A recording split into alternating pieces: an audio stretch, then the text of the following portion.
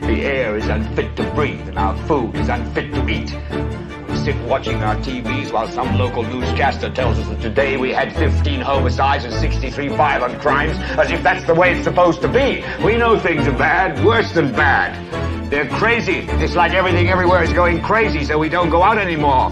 We sit in the house, and slowly the world we're living in is getting smaller, and all we say is, please, at least leave us alone in our living rooms. Let me have my toaster and my TV and my steel-belted radios, and I won't say anything. Just leave us alone. Well, I'm not going to leave you alone.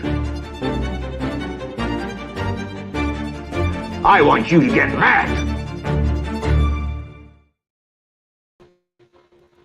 Welcome back to the BDRP Late Show, folks. I'm your host, DeeDoss. I'm joined by my good friend and brother, Mr. Myrl.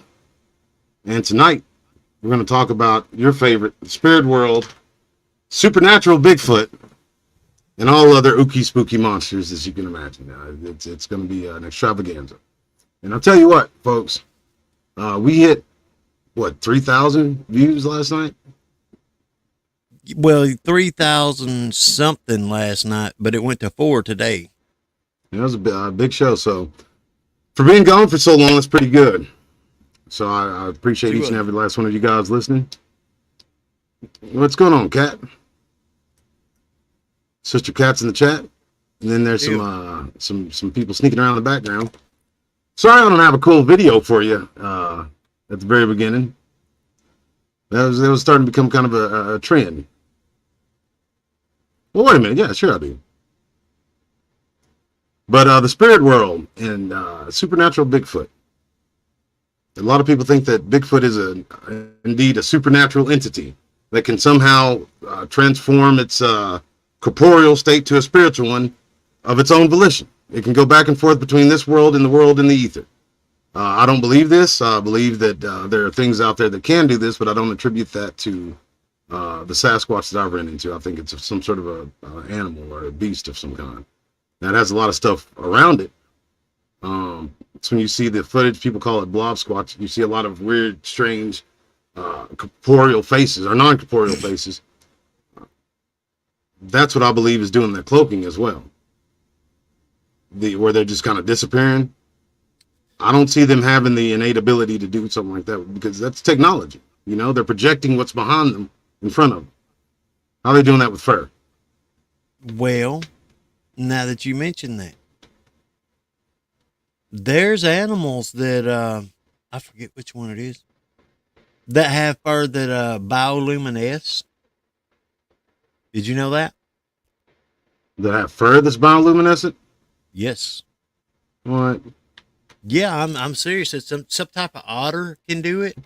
I saw a rabbit beaver that they messed with in the lab, but no, this is not messed with in the lab. They literally fluoresce when you hit them with a black light. Their skin, their fur is bioluminescent when it's naturally without any kind of. It's something to do with the structure of the hair and the pigmentation in the hair. So, do I think? Are you sure it's not monochromatic? The monochromatic coloring like polar bears have and possums and whatnot? No, it literally fluoresces like that neon green in the right conditions. That's madness. No, I've never heard that before. I'm going to try to look it up. Yeah, look it up. I didn't know that myself until a couple months ago, and I was like, what? And I looked into it, and I was like, wow, they really do. The plankton pops up in like some sort of the platypus, the duck-bill platypus. That's one of the ones that does. There's no way. Yes, there he is. That thing just gets all sorts of yeah. I mean, it popped up. I gotta see this. What the hell? Learn something new every day, don't you? Let's see what they're talking about. It fluoresces. I ain't learned nothing yet. This could be one of them flim flam videos. It's not. I'm telling you. Before we start, let me check this mic real fast, which I should have did before the show. You're on the good one. It don't sound nearly like bad like it did at that point last night. Yeah, two mics aren't wide open. I had the mic on the webcam and the regular mic. The same thing happened on mine back when we first started doing it, remember? Yep. What's up, Patrick Hahn, Mr. Steve Wolf, G Reaper? I got battle tanks playing in my ear. I'm sorry. Got too many windows open, bro. I want to get done with that CERN special. And treetop tall. I'm telling you. That's what OG. I had to step away from that for a minute. I had to step away from that for a minute, man, because right before the eclipse, when they sparked it back up, there was a lot of news outlets putting out stuff about CERN, and bro, those people are crazy down there in those labs. No kidding. Like, I'll show you a little bit of that too. I got that primed up. But this guy, he's so happy with himself that he's working at CERN and so excited to tell people how these particles are 10,000 times hotter than the center of the sun, and that tubes cool down negative 450 degrees. And I'm telling you, it reminded me of when I got my first day and I was bringing it home to my parents. He was just looking deep in our eyes for approval. And they need to be locked in one of those big, beautiful, insane asylums, bro. The biggest machine ever conceived and built on planet Earth to test the theory of the Big Bang. I'm going to tell you something right now. Allegedly. You go and you watch any of these people, any of them, that's talking about, next level biology and biological research and particle physics, or any of the hard sciences, the theoretical sciences, where they're doing anything hard to do sciences, with genetics. they call it. Yeah, anything to do with genetics or particle physics or anything like that. Hold on, let me and pause listen real fast. to what these cats are saying. I'm a dumb country boy. Theoretical still means not proven, right? Yes and no. That's a you can't. They can't. It's a depends. It's a depends kind of thing. It depends on what? It depends on how much information they got. Just because they haven't look got at the quantum field. Well, hear me out. Just because they ain't got it in a textbook yet, don't mean they didn't figure something out. Some of these things that they call theoretical, it's actually working, and they can see the principles. It's working, and they see the principles of a theory. They haven't tested that theory all the way out to actually make it. Does it really matter if it does what it's supposed to do? It's sort of like that old saying, it's not really dumb if it works. But listen, now hear me out. I don't know about you, but I'm not willing to put any trust into any theoretical anything, whether it's an astrophysicist or whatever it is. Brother. And hold on, let me finish what I'm saying, and then you can get a full idea of what I mean. I'm not going to put my faith in a man unless his name is Lord Jesus Christ. I don't care what they have on a blackboard somewhere where they're crunching all these numbers where they can collide particles together. They don't have any kind of scientific paper that I can go on Google Scholar and pull off and read and have an understanding of it. So no, I'm not going to trust what they're doing because of their theories and hypotheses. Well, that's just me. First off, I don't know what made you think that I trust any of these son of guns. Well, you said just because the theory's not finalized yet doesn't mean that they haven't put together working whatever, right? Yeah. Who tells you it's working? How do you know it's working if you don't know what they put together? My eyes. If I don't see it with my own eyes, I don't believe it. And you know what? Half of the stuff I see with my own eye, I don't believe it. Yeah, I don't believe none of what I don't believe any. I don't believe any of it. When I can get on an app and have a filter go over my voice that makes me sound like everybody from Top Cat to Fred Flintstone to Donald Trump and Joe Biden, and all I got to do is change the cadence of my voice to how they talk, and it's almost verbatim. I'm not going to trust some fool worshiping at the altar of science just because he says it's viable and it's working. Well, nobody said you should. And I don't, because they're ranked devils. That's all I'm saying. I think it was probably the apostle. No disagreement out of I think it was probably the apostle that said, "Be leery of science, falsely so called." Falsely so called. Science is man. Science is just man's understanding of the natural world, man's understanding of creation. When you start getting into that theoretical stuff, you get into the quantum field, quantum mechanics, and all they're doing is putting $8 words for a 50-cent problem. It's called the spirit world. They're trying to mesh the two together, even though they're the first ones to say they don't belong together, because there is no spirit world. Although they've proven that there is one. Yeah, they do belong together. I mean, that's the only thing that explains it. Nothing explains it, bro. They got the biggest machine in the world testing a theory. Did nothing move by itself and collide into nothing and create the Big Bang? I don't think you understood what I said. I said the spirit world and their so-called science, their physics, go together. That's the only thing that explains it. They're not talking about things in the natural world. They're talking about things in the spirit world. Whether they right or whether they're wrong. They're coming under the auspices of, hey, we're smarter than you, and you should trust what we have to say, even though we don't have any scientific papers to translate the information that we're saying. You can believe our rhetoric and our...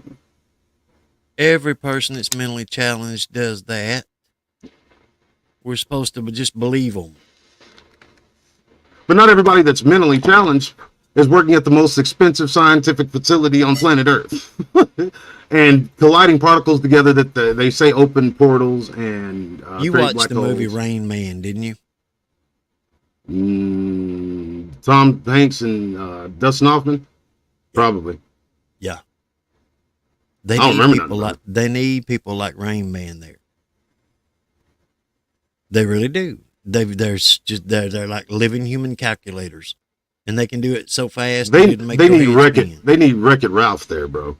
I don't want that thing standing. It needs to be. I'm just saying, if they want to carry out what they want to carry out, they have to have that kind of person there, and they talk some madness every once in a while. It's okay. Every once in a while's ass, bro. Everything that they're saying is a bunch of nonsense, and you know it. They double talk. They talk a bunch of rhetoric and theoretical mumbo jumbo, and they give each other high fives and make out that there's something real spectacular and they're doing something for humanity. What is discovering the Higgs boson particle? What does that do for the betterment of humanity? Well, I don't know so much about for the betterment of humanity, except for maybe this. That's several, $1 trillion now that they didn't spend on bombs and weapons to bomb everybody into submission with. So maybe you can say that. I'm gonna break some hard news to you, and it may be a shock to hear, but they still got enough money to buy those bombs. I never said they didn't, but at least that trillion didn't get spent on. No, it just got spent on $1 million statues of Shiva dancing the Nataraja inside the Circle of Doom. Oh, yes. Where they want to bring about Revelations 9/11. I was saying this, bro, 10 years ago. The CERN is the most important thing anybody can be talking about. When I saw the shit they were doing, I was like, why isn't this on every news channel right now? They're opening black holes in a tube that's 100 feet and something down underground beneath an old temple of Apollo. Come on now. If they were to actually put it on television and explain it to people, they wouldn't have got that $1 trillion, D. At least the people would have had a chance to choose. You know what I'm saying? There's your first mistake. See, they don't want us choosing nothing. Well, I know they don't want us to. That's not in their interest. Shit's it's not in their interest at all. Well, look at Ezekiel's. That's why it says I'm a watchman on the wall. If I find out about it and I don't warn my brethren, I'm going to be held responsible. Then their blood's on your head. You're right. Yeah, according to the word of God. If you warn them and they listen, the blood's on their head. I understand. I understand. That's why I preach it loud, bro, because they got something going on over there that nobody wants any parts of. No, it's not all coincidence. Shiva dancing the Nataraja inside that wheel, right there at the visitor center. You got it. It's underneath the temple of Apollo, the Apollycum, where there was an oracle having the serpent, the serpent Pythia, the spirit Pythia, going around her spine and talking oracular knowledge from the future. That's too much. You know what I hope? The Godzilla's real, and he goes to Geneva, Switzerland. Well, that's close, but not quite. I hope they're wearing their little grass skirt with their skull belt. You know, that's what she wears, a belt made out of human skulls. Yeah, that's human skulls and arms and legs. Well, I want them to be wearing that little grass skirt, doing the hula with them skulls on it when that portal opens up and them demon monsters come out and drag them back in, because that's what they're going to get. They ain't opening that portal up until God sends that angel down with the key. Either that or he'll transfigure Michael himself there. I think, honestly, wouldn't that be badass if they open that portal and Michael comes out here and says, "Yo, so y'all are the shithead Dad's been talking about here, huh? This should be quick work." And that thing just collapses. It's some mysterious earthquake. Actually, what I think would be better, this is just me.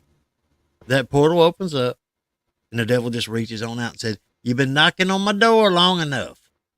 Now I've answered it. Ha! Grabs them, jerks them in. Get over here.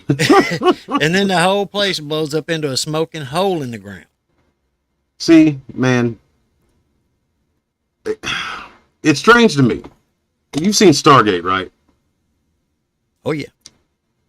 When I was watching that 60-minute special, they were telegraphing it way back then. Of course they were. In the movie before that, What's that?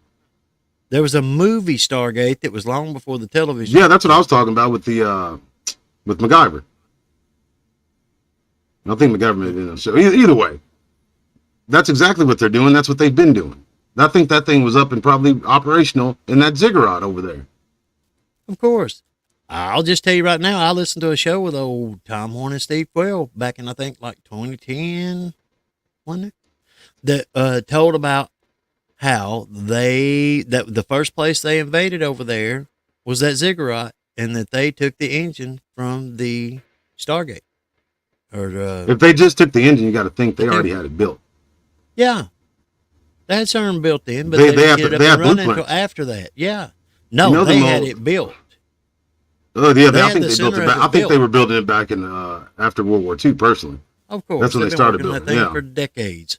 But they it didn't wasn't have just the- started in the 80s or 90s. Yeah, they didn't have the engine for it until they invaded over there.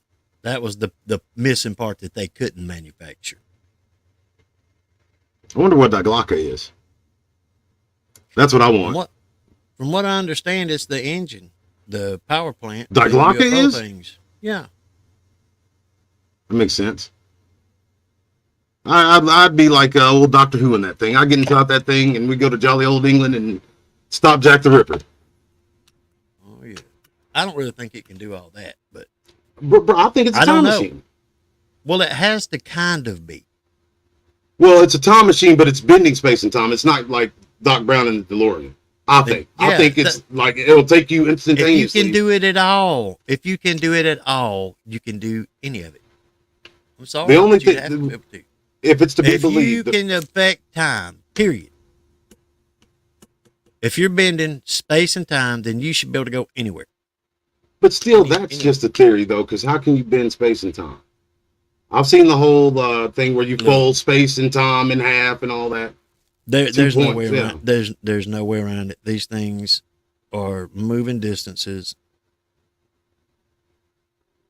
So They're fast just that it too- seems they're- instantaneous. yeah. It's They're- instantaneous. They're, yeah. they're surpassing the speed of light, and if you're according to the theory of relativity, when you surpass the speed of light, time is relative, and it slows down for everybody outside of there.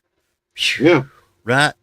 Like if you Yep. leave I think the thing they used to put out was you could take twin babies, put one of them on the ground with an alarm clock, put one of them in a starship going faster than the speed of light. Set the alarm for 1 hour.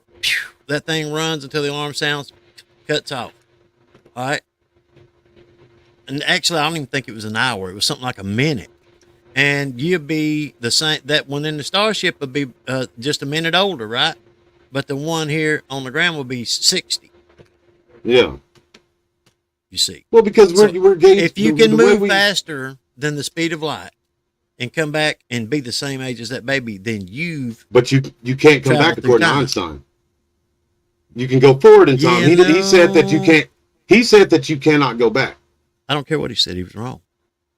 You don't care what Albert Einstein said he was wrong. Yes, he's wrong. Yeah, you bet.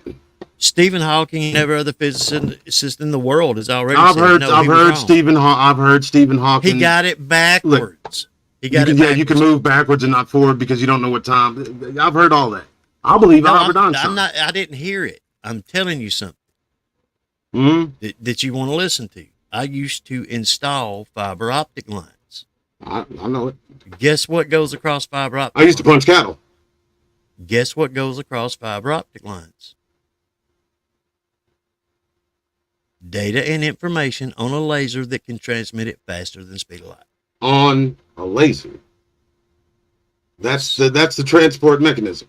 You're not going to Yes. jump inside of a laser and go through time and space. Didn't say nothing about that. If you can send anything through time, you can send everything through time. That's the theory, and that's where I don't agree with that. A It don't laser's matter a whole whether lot you different. agree with it. A It don't laser's matter a whether lot you agree different. with it. A laser's a lot different. I've listened to you. Can I get my place? No, you didn't, because you didn't let me finish. You didn't let me finish. Well, you talk in fractured sentences like William Shatner. Listen. No, you just butt in a lot. It's my show. What are you talking about? All right, go. It's my concept I'm explaining. Look here. When you send that signal across that light beam, right? We had to put these things called attenuators in line. Do you know what an attenuator does? Nope. It slows down the signal. Back when you had to hand polish those fiber optic terminations, it had like a microscoping effect, a lensing effect on it, and could accelerate the signal, which made it go back in time. That's why they have these regulations on how close you can be to Wall Street and have fiber optic lines hook up to do flash trading. Because you have the information milliseconds before it actually happens. Unless you have attenuators in line or have enough distance. Now wrap your head around that. All right. That's not a guess. That's not a guess. No. I've heard that before, and that's gee whiz, that's neat. How does that apply to moving a man through time? Data's data. If you can move data through time, you can move anything else through time. You just have to accelerate it past the speed of light. Accelerate. There's the word I was looking for. And what kind of vehicle are they going to be accelerating where they can reach that type of velocity and not be ripped into atoms themselves? I think one of them that can do like 20,000 miles an hour and make a right-hand turn and not even slow down. How fast is faster than the speed of light? That's in this atmosphere. What are they going? How fast are they going to be going in the vacuum of space? That's what I'm asking you. Because I mean, time travel. It's 187,000 miles a second. There you go. That's the speed of light. How much? Nobody said that thing topped out at 20,000 miles an hour. How do you know it's going to? If you're going by your theory and all these other jackleg physicists that came after Albert Einstein that proposed their nonsense, how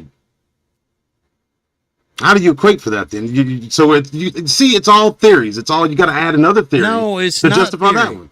It's not. Well, theory. it's theoretical that it could go faster than 20,000 miles an hour. We don't even know if they go 20,000 miles an hour.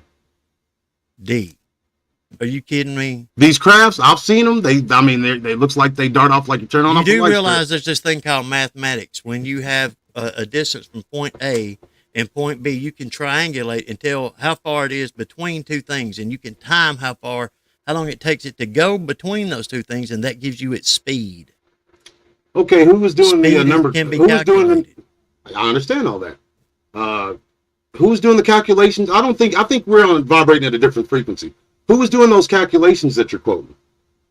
Did you do them personally? Did you have eyeballs on that crap? I'm asking a question. Didn't have to. I'm just asking a question. One of those Who was things it? move. When I'm it sure moves you so have. fast it blurs out. It's close enough for government work. But who are the ones that crunch those numbers that we're quoting? Didn't have to. You understand what I'm saying, though, don't There's you? multiple sources that's come from. I don't care. When I'm looking at something and I can watch it blur like Star Trek, the light stretches out. Gee whiz, that's it's real close neat. enough for government work. Now I'm gonna give you a little piece of information. Did you know there was a new technology they call holograms? Yep. They can project anything they want into the sky. Sure. They even did one where it looked like Jesus in New York. Can you believe that? Yeah. You said it a little bit earlier. And I'll let my daddy tell you about it because it's pretty neat. Because I don't want you to, I don't want to seem as if I'm breaking fellowship, and I appreciate you taking the devil's advocate approach, but all that was a bunch of gobbledygook nonsense. Now I'm gonna tell you what the Word of God says about it.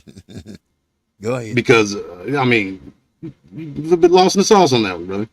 In my humble opinion. Now the infallible, and the Bible says, who's that, Merle? That's my favorite preacher of all time. He always said it right before he went off. Sent more souls to heaven than probably anybody. Millions of people. Or brought more people to the cross, I should say. He ended up being a rank devil anyway, so it don't matter. Now check this out. This is 2 Thessalonians chapter number 2, and it has something to say on what we're talking about. Now we beseech you, brethren, by the coming of our Lord Jesus Christ, and by our gathering together unto him, that ye be not soon shaken in mind, or be troubled, neither by spirit, nor by word, nor by letter as from us, as that the day of Christ is at hand.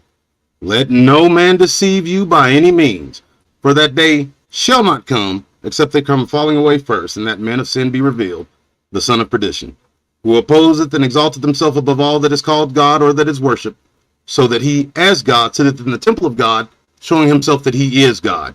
Remember you not that when I was yet with you, I told you these things. And now you know what withholdeth, that he might be revealed in his time. For the mystery of iniquity doth already work. Only he who now letteth will let, until he be taken out of the way. And then shall that wicked be revealed, whom the Lord shall consume with the spirit of his mouth, and shall destroy with the brightness of his coming. Even him whose coming is after the working of Satan, with all power and signs and lying wonders, and with all deceivableness of unrighteousness in them that perish, for they receive not the love of the truth, that they might be saved. And for this cause God shall send them strong delusions, that they might be damned, who did not love the truth, that pleasure in unrighteousness. Now the part I want you to focus on the most is that lying wonders part. I don't believe one of these goddamn things can go no 20,000 miles an hour. That right there denies every scientific principle that we know of what goes on inside this atmosphere. Gravity. Then there's something that some sort of centrifugal force. Like if you start going fast enough, you're going to be pressing up against that invisible force of gravity and all that. Wind, doesn't that factor in? No. Are you asking me? You asking me? Yeah, who am I asking? I'm asking you. You're the only one I'm talking to. Well, see, we had this discussion earlier today, and I'll tell you then, like right now, just like I told you then, electromagnetics is stronger than gravity. I told you that I believe this is an electromagnetic sphere, that they're putting too much into gravity. They want us to look at gravity because if we start looking at what's really actually breathing and making this planet, we vibrate at the same frequency as the Earth. Then why are you trying to say it can't happen? I didn't. What are you talking about? No, you did. What do you mean? Signs, all deceivableness and signs and lying wonders. They ain't nothing went 20,000 miles an hour because they crush them. But no, it don't. Well, I said no. That's not what I said. I said according to the laws. That is what you said. I said no. Actually, I remember what I said because I said it. According to the laws of what they tell us is possible within this atmosphere is what I'm pretty sure I said verbatim. So you add in that part. That came later. No, you came back later and said that. That's not what you said to begin with. I said what you said. Okay. Well, I've added that to the equation. So yes, the laws that they teach, you ain't got to buy it. I'm not selling it. What they told us, the scientific principles of this Earth are. That's a bunch of bullshit if they're going 20,000 miles an hour. And there's patents that I can bring up on Google right now. I'm not, bro. You can believe what you want to. Come on. I'm not going to believe none of that bullshit. It's all lying wonders. I've never seen nothing land in our farm. That 100 acres over there in Arkansas. That's a nice landing pad. Yeah. Our cows' guts ain't getting cut out and eyeballs and stuff. Have you ever seen a Maserati pull up on your farm? I've never seen one go 20,000 miles an hour. I didn't ask you if you've seen it go 20,000 miles an hour. I said, have you ever seen a Maserati pull up on your farm? What the hell kind of question is that? Same kind of question you're asking. Well, that's a false equivalency. What are you talking about? No, it's not. You've never seen a Maserati pull up on your farm, have you, D? What does that have to do with anything, bro? There is a car called a Maserati, just so you know. There you go. Don't wear that. Okay, just check. Please continue. You son of a... Man, he doesn't understand. See, you got these... I almost said the F word. I need to calm down. Carlos, we do this. I guarantee you I understand more than what this guy's giving me credit for. He's over here messing with me. He's overcooking my grits. Oh, you know, good and damn well they're playing some sort of a stupid game. Oh no, I have seen UFOs, man, do some weird things. Now, because because they got a machine inside that spaceship that they say is bending gravity, and there's a patent on it. You better quit trusting the That's what people they in say. science That's what they say. and their Kabbalistic magic. You know that's what it is, right? You know what I told you I saw.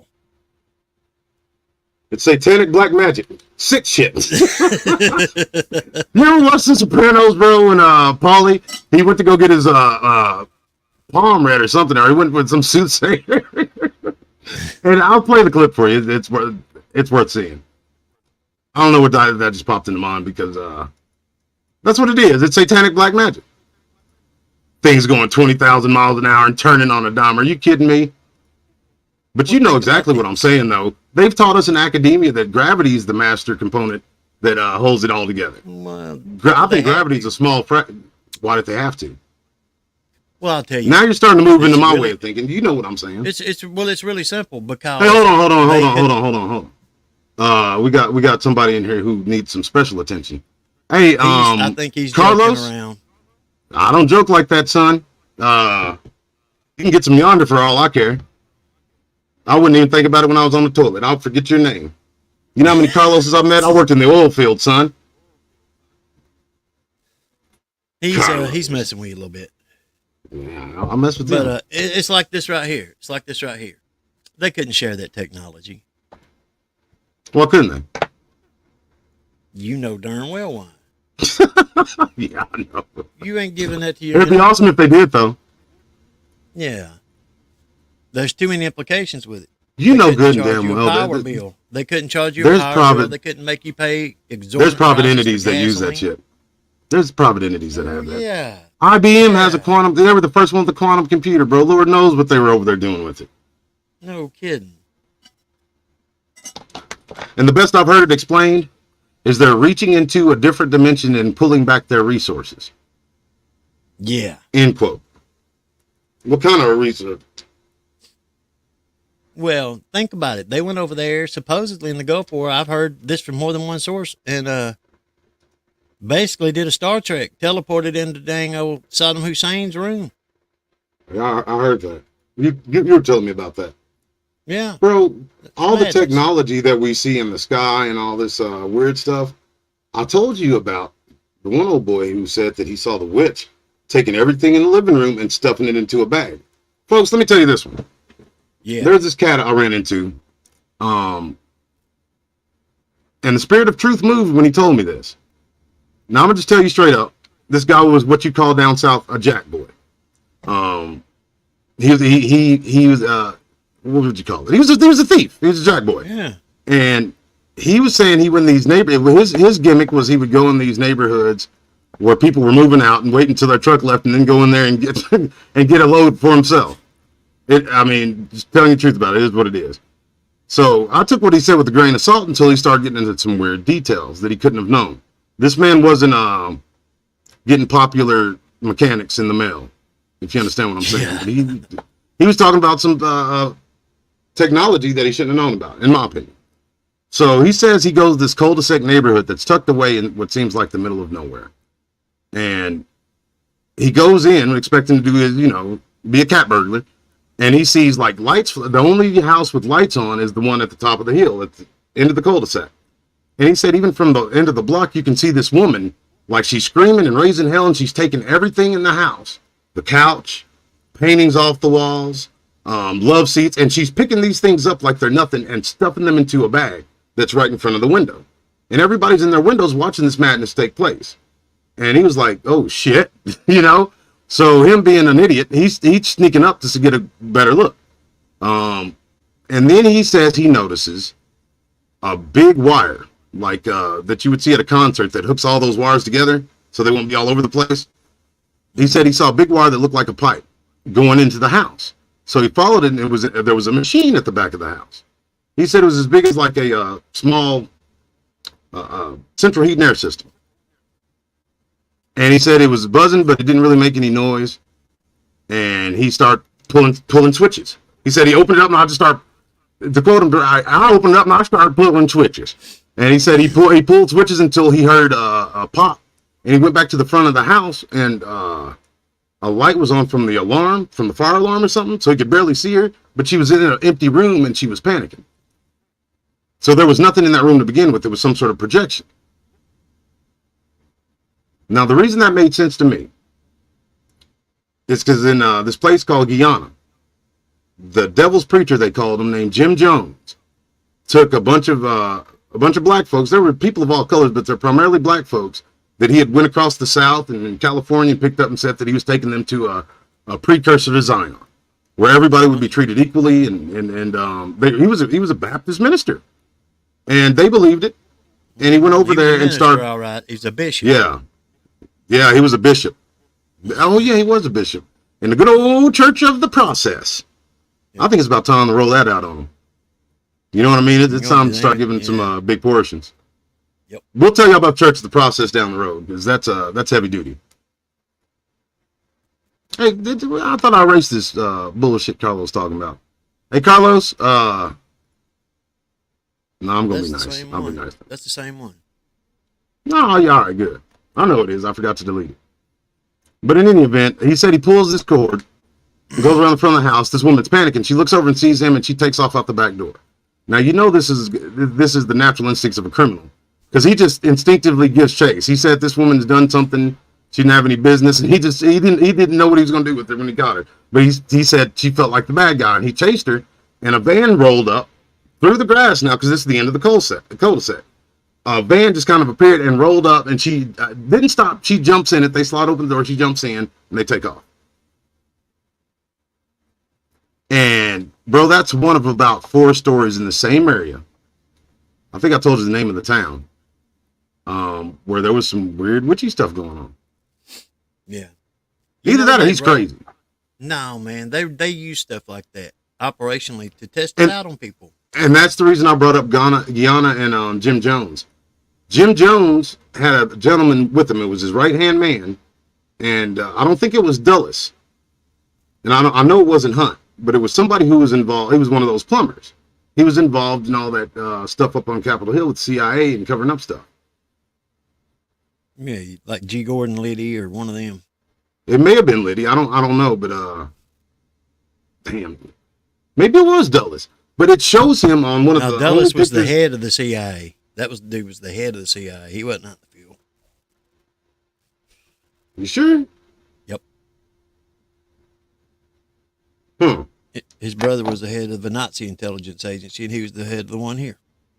Simultaneously, like Max and Paul Warburg was over the banks of the Allies. And I know the Warburgs, but yeah, Dulles too. Let's see.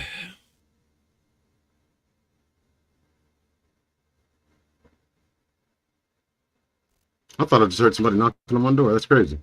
I heard something knocking. You heard that too? Yeah, sure did. Hold on just a second, folks. What the heck? I'll check yeah, too. I'll be right back, folks. And now a word from our sponsors. Yeah. Yeah.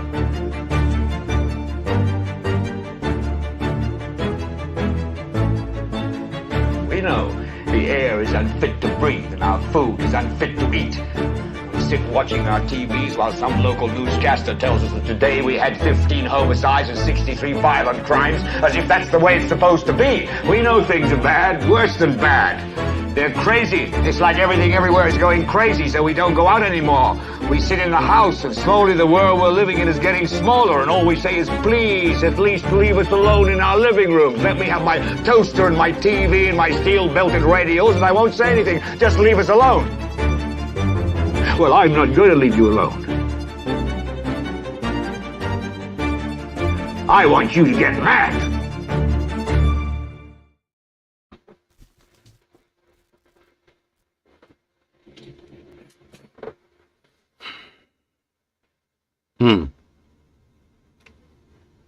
That's weird. Sorry, folks.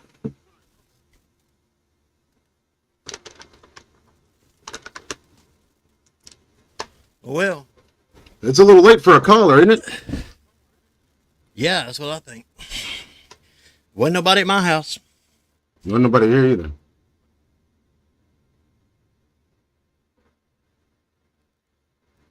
Anyways, I don't know if I got that point out, but I was talking about Jim Jones. He was an asset for the CIA. The whole thing in Guyana was a test on MK Ultra mind control. What they don't like to tell people is he was blasting folks with these so-called sermons over and over again, nonstop, night in, night out. And ELF way. Dirt Road Bigfoot D, I have to give you credit. You are entertaining. What are you saying? Like I'm a clown? Like I'm here to amuse you like a clown? Is that what you're saying? Oh, Joe Pesci. No, wait a minute. Hold on. He said it. He said it. No, he's a big boy. Dirt Road Bigfoot's a big boy. He can speak for himself. What do you mean, Dirt Road Bigfoot? Like, yeah, I'm here to entertain you. And I'm going to do a soft shoe or something? What are you saying? I'm Sammy Davis Jr. now? I got something just for you, Dirt Road Bigfoot. I like Dirt Road Bigfoot. I got something just for him. I rebuke whatever that was in the name of my Lord and Savior Jesus Christ and plead his blood against it, by the way. Because that had a little bit of spice that came along with it. I felt the adversary a little bit. I don't like all this cuteness. Oh, no. You know, it's crazy to me that you remember back in, what was it, 2012 to 2014, I'd say, where that dude broke onto the Navy Yard in Norfolk. And yeah, and he was saying it was his this anti... is my ELF weapon. This is my ELF weapon. Well, just like the dude when Uber first came out, he said that his Uber app that he was picking up fares with told him to kill people. There's no doubt. When I heard it, there's no doubt in my mind. He was telling the truth. They were hitting him with those... I'm a Bigfoot guy, not much of your topic tonight, but I'm enjoying you guys tonight. Well, that's great. I'm a Bigfoot guy too. How long you been out in the field there, Dirt Road? So I feel like he's trying to say something slick. I'm a Bigfoot guy myself. I'm gonna let him make it. Oh, goodness. You know what? You're absolutely right. And I got something for him. I don't know how close you've got, Dirt Road, but let me reintroduce myself. I'm the Baron of Bigfoot. My name's DeAndre Lamar Doss. You can call me D. Let me show you what I've gotten down there, being the Baron of Brown Springs as well. I got so much juice in Brown Springs, it's unreal. That's all I gotta do is say, hey man, y'all come out from behind them trees so I can take this picture real quick. Oh, you got it, D. We didn't know it was you. I'm like, be still this time. I don't want it blurry. But see, you can't just call on that all the time. You know what I mean? People get, suspicious. But I have this Dr. Doolittle relationship with these things you see. I'm gonna tell you the truth, Dirt Road Bigfoot. I honestly couldn't care less if Bigfoot, all Bigfoot died right now before I put the period on this sentence, and I never saw one or heard of one again. I mean, Dogman too, as a matter of fact.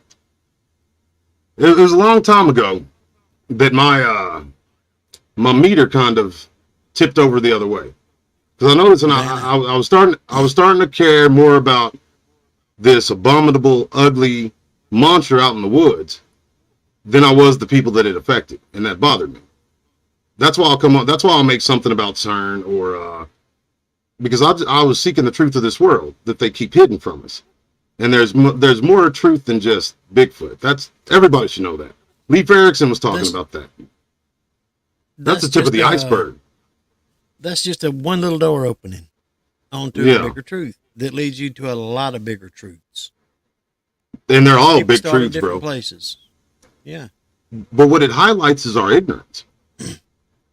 People say in such a braggadocious way that there's no Bigfoot, there's no Dogman, there's no such thing as werewolves. And they say, oh, well, all this is circumstantial evidence. Everybody's picture's blurry, so we're not going to take it seriously at all. Nobody thought to ask, why are the pictures blurry? Is there some sort of environmental element? Because you can use all types of film, or digital film especially, and it's going to have the same anomaly. But I've got a weird type of anomaly that's akin to what it was with digital on a film, like actual old school film. So how's that possible? That these two different instruments for filming have the same strange anomaly when you're around these creatures in these certain areas. those were the questions I weren't hearing. You know, I wasn't hearing. You know, I weren't hearing. The Okie came out in me. Yep. No, if these people, I don't work for Antifa or anything, bro. You're not gonna offend me. I was just giving you shit. Sort of. But people will lie to us about that. Think about this.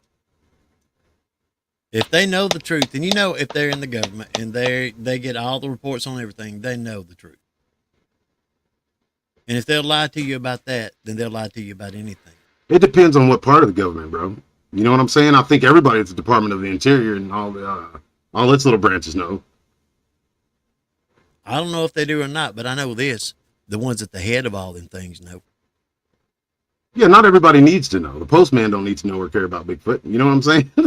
Yeah. But the heads of them those park rangers, yeah, and those park rangers underneath the Department of the Interior and the state national parks, they know exactly. Bro, I told you, I was at Tucker's Tower at Lake Murray. The biggest state park in Oklahoma is here in my hometown. And I just rolled up on the gate, you know, up to the main tower where the visitors go. And he came and unlocked it. He's like, "Hey, bud, can I help you?" I was like, "Yeah." And I rolled up on him like a detective, bro. I got right in his face. No, I'm just kidding. But I asked him straight up. I said, "Have you seen any hairy scaries lately?" I got a YouTube channel and I talk about them. And he looks at me and he busts out laughing. He says, "Man, you want to be down there in McCurtain County." I was like, "If you know about McCurtain County, you know about these hairy scaries." And he has the most serious look on his face. He says, "Listen, if you're asking me, have I seen anything strange? Yes. Have I heard anything strange? Absolutely. Have I seen or heard anything strange lately? No." And he was telling the truth. And I sat there because I knew that the biologist of the park would come in too. And she went to school with me. I don't think she recognized me, but she pretended to at least, so that made it friendly. I just asked her straight up, "What's going on with these cryptids at this park?" I said it just like that. And she was like, "What are you talking about?" I was like, "There is a unknown and unscientifically verified animal of some kind roaming this park. I've got a bunch of reports from out of here, and you have to see that it's killing off predation animals. There's no top tier predator that can dwindle down the numbers of predation animals at the number it is since this creature's here. So that's something that's measurable." And I'm explaining all this to her, and she's just looking at me like I'm speaking Japanese. She said, "No, there's no such thing as that kind of stuff. That's all fairy tales." I was like, "Well, have you measured, like, you know, compared the amount of predators you have here, and I know you have a number of them, and compared to the amount of predation animals that you've lost, or do you keep counts on those?" And bro, like, that's when she started to become kind of offended. You know what I'm saying? Like, that's a reasonable question, right? Like, if there's a top tier predator, that's measurable. You were talking about measurements earlier. You can almost get down to the number, the amount of predation animals, if you know how many predators are in the area, and they have them all tagged. Unless one of them just splurges and just starts rending everything in sight. But they have a pretty balanced diet. Not only do they do that, they've noticed a trend. That the animals there in the the animals there in the national park disappear at the exact same rate of prey animals as us. In the Serengeti. No, yep. in the Serengeti and we do too. In Africa. The predation animals in these national parks and us. If you look at the overall population of the United States, to them, there would have to be a top tier predator. I mean, if our numbers are dwindling down at the same, that's kind of crazy to think about, bro. The exact. Well, that goes back to I'm afraid to go out there because they'll kill me because I'm a bad person. Mm-hmm. I was talking to folks. You may have heard me say something about it. You may not have, but on 3 different occasions spread over the course of years, there was a relative of mine. Just say that I had this piece of footage that I got down on the Red River west of I-35. And it was a phenomenal shot, and it looked like a gorilla with the colors of fall in its coat. And it had this little baby, what it looked like, crawling on its head.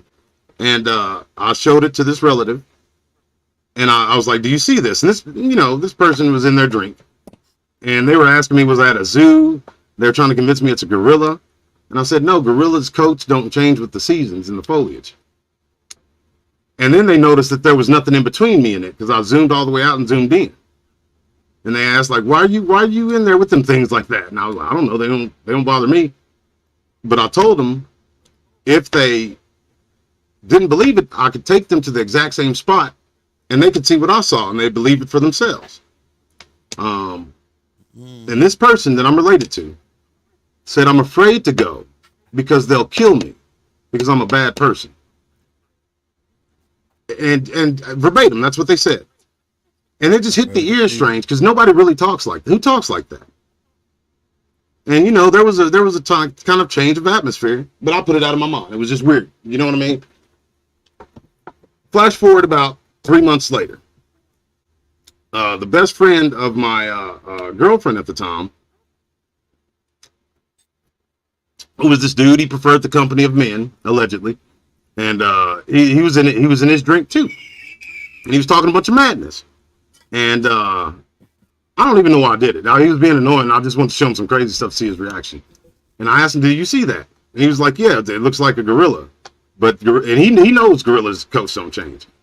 And he's seen it moving around. He's seen its head turn and the baby crawling around. And he was like, he started to trip out a little bit. And I was like, man, you can go with me and see it for yourself. I don't think they'll do anything to you.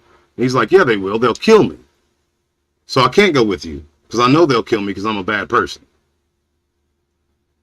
Hearing that verbatim twice, that was kind of it's kind of weird.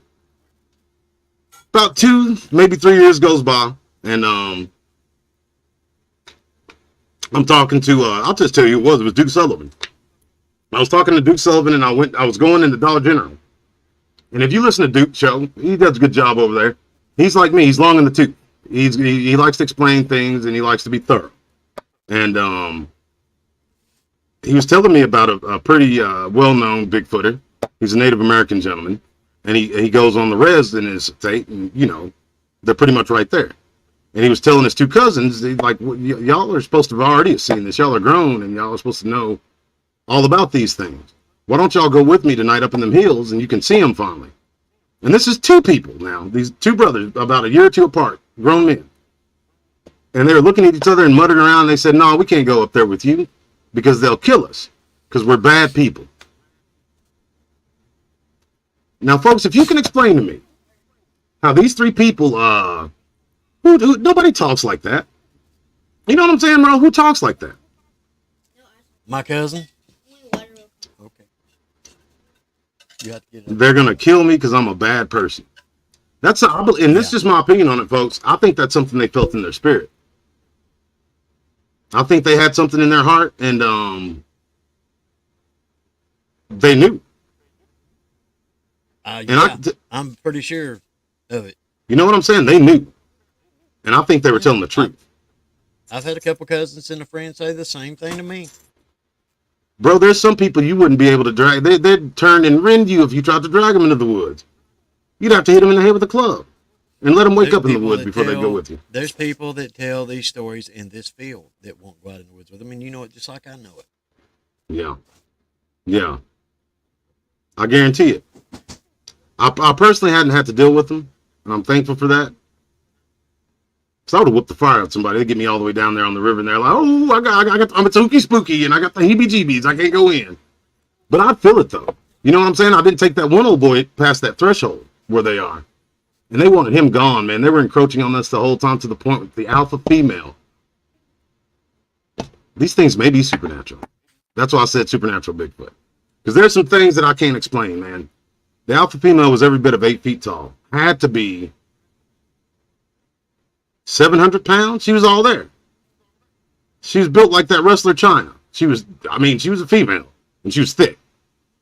And she had red glowing eyes. She was behind one tree on the trail, and it was like 4 big tree knocks. And that's when I decided those aren't tree knocks. That was some sort of kinetic explosion of some kind. And they were louder than anybody can. Babe Ruth, if he was 8 feet tall himself, couldn't hit a baseball bat on a tree and make that sound. We can't replicate that sound. Sometimes they do the rock clacks, yes, but what they're calling tree knocking ain't tree knocking, bro. And I think Matthew Johnson was right. When I can watch a video where I'm watching one kind of come out of and go back into and come out of and go back into and come out of a tree and look at me. and we both get sick. Yeah. So, folks, there's a gentleman named Jacob. You've seen us interview him before.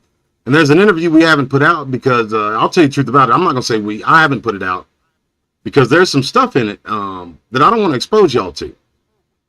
Yeah. Like Bigfoot, who was that? Bigfoot, Dirt Road Bigfoot? I was giving you hell, bro. I mean, you're good. I like messing with people. But he's a researcher. I don't know if he's ever got sick out there before, but I haven't. And I did it for the first 4 years, at least a couple of times a week. I was just in a very good spot where I didn't have to drive too far to be in one of the biggest hot spots in America. And folks, I never got sick out there. I think one time, but I mean, I wasn't drinking water, but is what I thought it was. But it may have been them things. It was that different spiritual feeling out there too. The adversary, you would call it, I guess. Because don't make any mistakes, folks. When the Bible says that these devils are cast out into the dry places, as a kid, my mind automatically went to the desert. You know what I'm saying? Dry places, just the setting of where it is. I thought deserts, but the dry places are places that are unoccupied by us. They could be the deep old growth forests, river bottoms, and it's no joke down there. And all those quartz crystals. You don't have to go out far. You don't have to go out far in the woods. No, you don't. At all. To see them bedded down. Yeah. And when I say you don't have to go out far at all, folks, I'm going to organize a trip. If I get enough interest. And I haven't even told Merle this. I'm going to organize a trip. It'll be my triumphant return. Even though I've been like a handful of times. It'll be my official YouTube return to Brown Springs. Which, something's different down there, bro. All them people been going in and out of there, playing with Ouija boards and everything. Yeah, you know it's different. You know what I'm saying? Yeah. It's just different.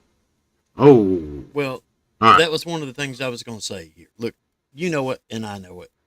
And anybody that's really dealt with this knows it.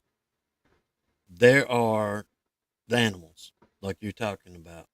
The beasts, and yeah. There's the things that's around those beasts or animals. You may have to throw a third category in there, brother. Yeah, and in some places they do a little overlap. How are they doing this overlap, though? That's a good question. If I knew, you know what I'm saying? King of the universe, wouldn't I? I don't know about King of the Universe, but you'd be a step ahead of everybody else. I'd be rich enough to pretend like it. And what kind of currency you gonna be rich? They ain't trying to give nobody nothing in these Bigfoot and Dogman communities. No, I ain't talking about nothing of that. I'm talking about if you solve that mystery. There's a lot of stuff you could do with it that wouldn't nobody know you did. Then that would again insinuate it's technology. See, your mind automatically goes to it being some sort of technology, not some sort of no. Well, is magic technology? No, I don't believe that old saying. You don't? I believe magic. I don't believe that old saying. I forget. I didn't say it. I asked it. No. That old saying, a lesser tribal people will see science and attribute it to magic. I think magic is a real tangible thing, and I think it has its foot in the spirit world. I never said it. I believe I'm not saying you didn't. I'm just giving my opinion on it. Since you asked, and I believe that it has a footing in the spirit world, and they are tapping into powers that are esoteric and from the ether, from those old gods with the little G. Honestly. Like I said, if I had a full understanding of it, I would be able to utilize it in some way, wouldn't I? You better don't. I didn't say I was. Didn't say I wanted. You would be able to, yeah. I'm not going to be doing nothing evil. You know that. But honestly, bro, like 13 and 14-year-old girls have knowledge how to utilize it. They play Charlie and light as a feather, stiff as a board. I've seen girls with the tips of their fingers, just like this. Lift a girl that was as big as me off the ground. When I seen air underneath that girl, I've seen. I hit the door. I've seen I think it was about 5 or 6 little kids that was kindergarten and first grade age pick up a grown man that weighed 250 or better. Now, are they picking that grown man up, or is it those spirits that are? They're the ones that put their hand to it. The spirit that now dwells in the children of disobedience is the what? The prince of the powers of the air? They put their hand in that witchcraft, bro. And you don't hear me talk about it very much. Wasn't putting their hand forward to no witchcraft. They was. Then how they lift that person? How they lift that person up off the ground with just their finger? The person they lifted up off the ground was doing the witchcraft. There's your answer. Damn them. That's crazy. And it's how blind people are to it. They say the Salem witch hunts were just all a bunch of radical Christians seeing the devils behind every closet and all that kind of nonsense. No, they were seeing some shit. They were seeing women taking babies. I don't even want to tell you how they make this, what they call baby ointment. These witches would steal someone's baby. I'll tell them, grind this baby up into a jelly. Smear this jelly over a tree branch or a broom, lay on it, talk to Satan, and they would begin to float, and then they'd start floating over the trees, talking backwards. That's the historical fact of Salem and all around there with Tituba and all that stuff. There were eyewitness accounts of these things taking place, but it gets swept under the rug because everybody wants to believe these were the first women libs. They were just different. They cut their hair. Oh, yeah. Yeah, that's all it was. They were just different. With herbs is what they did. Yeah, they were horticulturists and all that kind of nonsense. All those stories, all those testimonies were recanted. And all those babies that were reported of being stolen, and eyewitnesses seeing these things take place, all that, they were just drunk. Yeah. I mean, there's court documents where these women court testimony. They admit to doing it. The craziest part to it, the craziest part to me, is most of the ones that was hung was actually Christians. And it was witches doing the accusations. Because people listened to that nonsense and it flipped upside down and flip-flopped. Mm-hmm. They started getting that soft heart and soft mind. And that's what we see now. There's a witchcraft coven called Black Lives Matter. And I'll be the first to tell you, they are a coven of witches. If you're supporting Black Lives, well, nobody's supporting them now. They're the most corrupt nonprofit organization in the history of man, dating back from the deluge all the way to present day. What was it, like 18 million or 8 million or something like that dollars that were misappropriated? Billions of dollars. Nah, was it billions? Yes. That's big crazy. Corporations was donating hundreds. Yeah, and all them actors and actresses and stuff. Yeah. That one bought just like 18 houses. I think just the fact that it was called Black. Yeah, 18 houses, and they were putting it down in their paperwork that some of them were for call girls and strippers and all this other kind of madness. Those the poor families of these kids who really were killed didn't get nothing. They didn't see nothing. They didn't even see them people after the photo op. Yeah, and the fact that it's called Black Lives Matters. What is that? If you don't, they need to fight back against the cops and pull guns on them and stuff. Yes, and burn cities. And when they didn't want to burn the city, all it takes is one person to do it. And it was usually them. And that's been proven time and time again, them and Antifa. So the fact that they're called Black Lives Matter and they have a political point. If you don't agree with their political point, you're saying Black lives don't matter. That's witchcraft 101. Yeah, it's witchcraft. Yep. You know what I'm saying? That and the founders of it have little altars set up where they share tobacco and drinks, and the woman said she has a good laugh with whatever the little G goddess's name is she talks to. They say they laugh to beat the band. I ain't saying nothing. I ain't saying shit. Bro, Kendall says hi. He can't post for some reason. This is his lady. Tell Kendall I said hello, and God bless him. But I'll tell you what, folks. It's no joke. These people out there killing these animals and worse. When you have an abortion clinic with a 401c3 or whatever it is, the tax exempt 501c3 with the tax exempt status, and they're saying straight up that termination of pregnancies is a part of their religious worship, and it's protected under the Constitution. Righto. What you gonna say to me? That was a conspiracy theory, allegedly, remember? Yeah, it was a conspiracy theory when I was telling everybody, but when the news is saying it, oh my goodness. What's up, Holly Huckabee from Texas? Can I name a character after you? I like the way that name just rolls off. Holly Huckabee. Sheriff Holly Huckabee. Welcome to the BDRP Supernatural. I am DeeDoss, and that guy's Myrlin. Rank devils of the highest order, Patrick Kahn. Indeed. What's up, Rob Wayne Childers? We got the police in the chat with y'all. That's my boy. Oh, go Mississippi. Yeah, as a matter of fact, hit like on this. Folks, we got 4,000 something views quick, fast, and a doggone hurry last night. And the amount of likes as opposed to the amount of views, I love y'all, but we got to do better than that. Like, I seen at one point in time, it was like 4,000. I don't even want to say the number. It made me sad. So hit the thumbs up button. It hurts inside. It hurts inside. Speaking of which, while we at it, my brother here's fixing to throw up something for you. It's called a link, and if you'd like to make a contribution, yeah, that'd be awesome. Hey, and that'll help me. And we got Dead Road Bigfoot. I'm sure you want to see me get that back out there in the field. All that's going to be crowdsourced now. I think I spent the small fortune going out there to get myself amongst monsters that could kill me, only to come back and show the evidence and have it denied and all that stuff. Bro, it's going to be the last ride of Zorro this year for me. I ain't going to be out there. I'll take a few engagements. I'll take some people out. But why would you want to keep inundating yourself around? I did that for 5-6 years. The way like a madman is like this right here. When you see something like that, it disturbs your worldview. And you want to know what it is, right?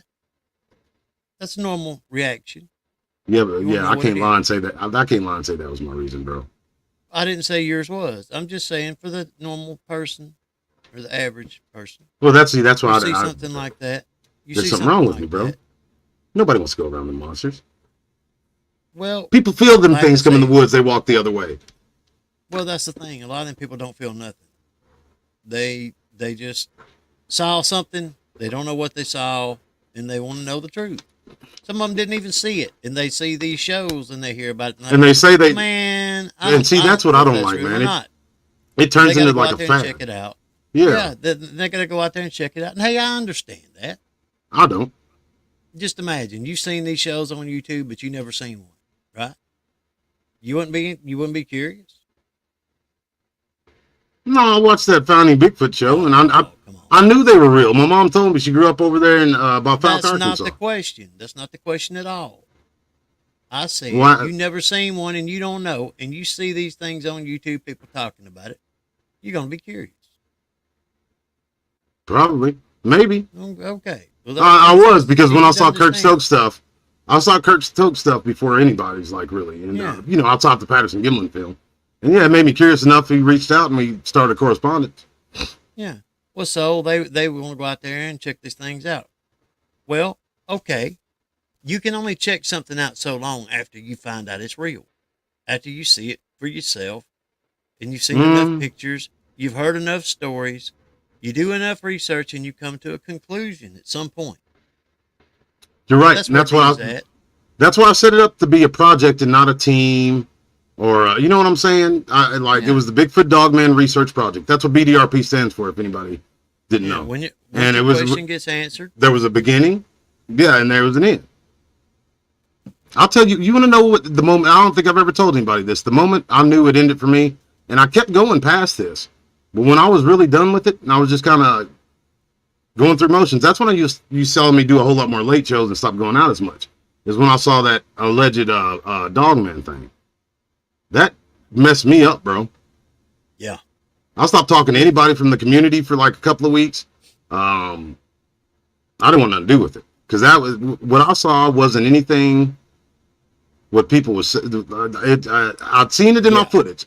You know what I'm saying? I would pull it out of what I thought was Squatch in the bush, and sometimes it would be Sasquatch with these Dogman creatures.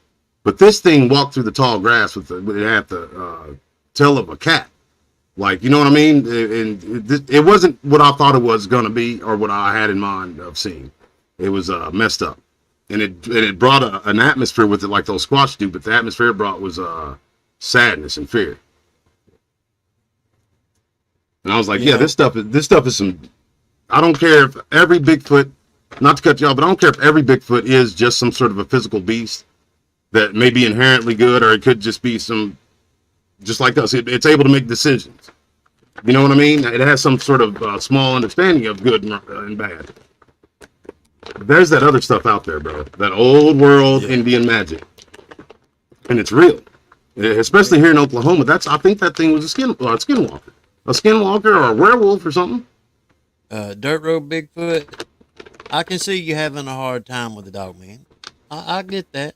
In what way? And I didn't tell nobody about it for over 30 years. Not even my Hey, wife. Joshua My Faye mother, Sanders wants to know how long we've been dating. You're on the wrong about a channel year. for that, buddy. Yeah, but it's been a little bit more than a year, but that ain't none of his business.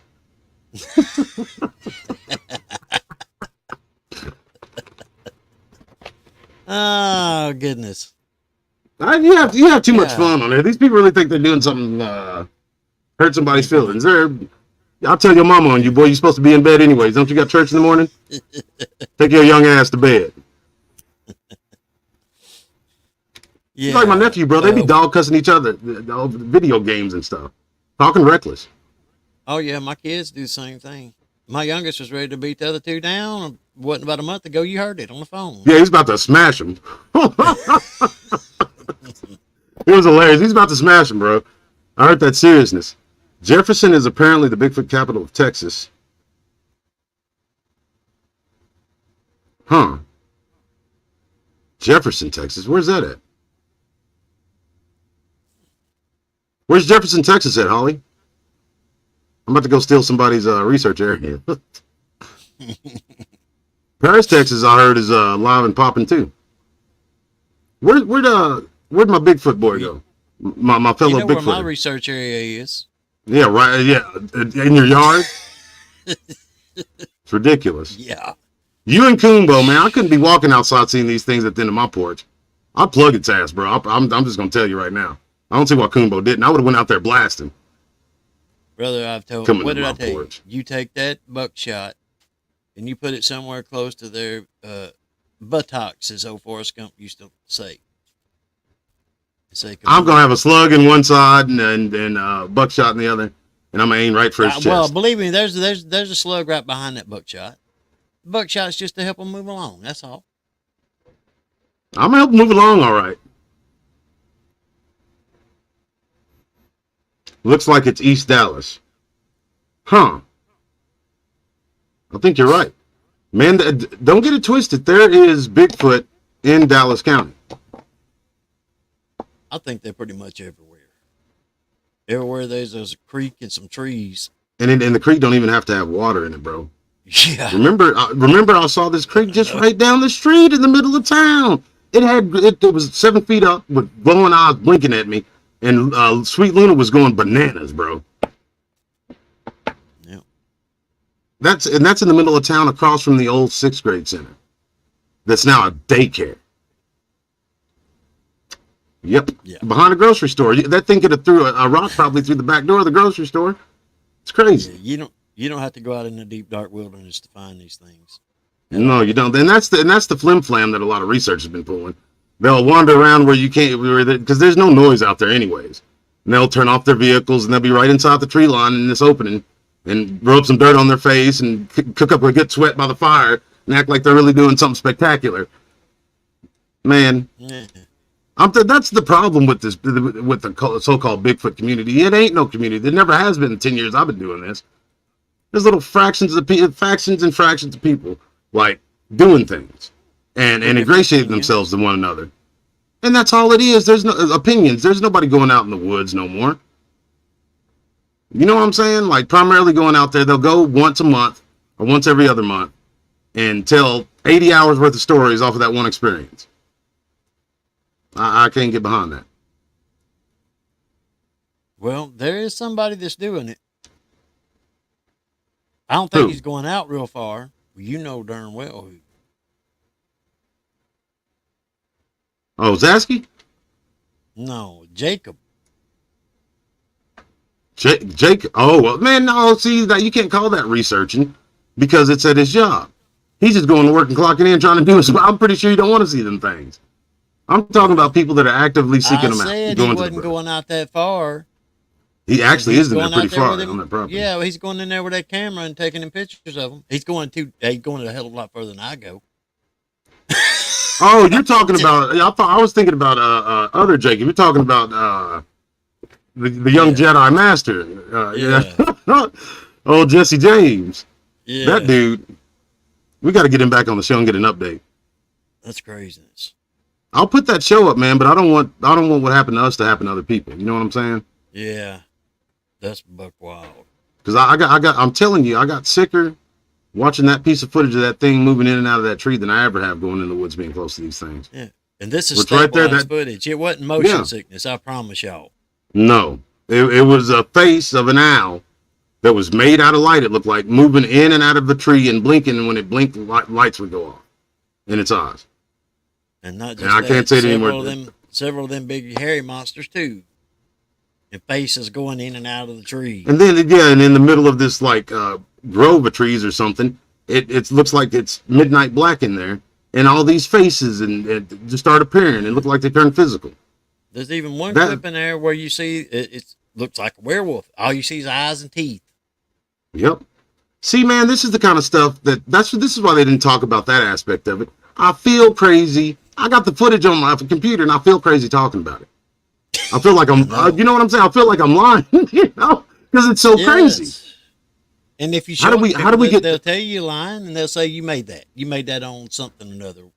Nobody ever. I have no damned idea how to make something like that. Nobody does. Industrial Light and Magic can't make that owl thing come in out of the tree. Man. It's madness. Yeah, I'm coming out of retirement for a couple of so folks, if you want to go to the woods, if you actually want to see one of these monsters, you got a rare treat. I can guarantee you will see, and I've said this to everybody who's gone out with me, and out of 20 some odd people, only one didn't because they didn't go in. They just didn't go in there. I can guarantee you will see or hear something that you cannot attribute to natural wildlife. I can guarantee it. Yeah. Because or go up there with Jacob. Jacob will show you some shit that make you leave the lights on. Yeah, make you leave the lights on at night when you go to bed. My goodness. I hate talking about it and not showing them, bro, but I think it's got something on it. I think it's a spirit on that thing, on that thing. I'm certain of it. I'm gonna show them anyway. More than one. You don't have to say, "Let me ask a question," but yeah, that's what I need to do. Because if I felt comfortable putting it up, it would have been up. And I even thought about clipping that part out, but the whole conversation just sounds like madness because it's a big portion where we're breaking it down. Yeah. Well, you can take the audio off of it. Just share more of Jacob's shape-shifting abominations. That's right, what they are. I mean, bro. That's madness. I have a date in the AM. Good night. Who has dates in the AM? Well, I hope you have fun. Yeah. What, you going to church? Probably. Yep. That's what I figured. I guess that's a good place to have a date. I never thought about it.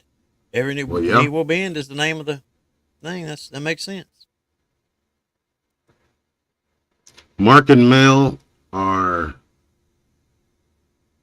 beasts with reality. Yeah, they're good. I'll tell you what, Mark Zasky is the first person who ever looked at my footage, because I watch Mark Zasky stuff too before I really put my stuff out there. Mark Zasky, Kirk Stokes, Scott Carpenter, and bro, there was a lot. There was a bunch of just people putting footage up online, and it just kind of went away. And that's the reason I made the Bigfoot Dogman research project as well. Man, there was nobody really highlighting field researchers, and no field researcher had nobody who primarily went out to the field had any kind of show where they were talking to other researchers or experiences or anything like that. And I thought that's a thing that ought not be. So I stammered and stuttered my way all the way to present time.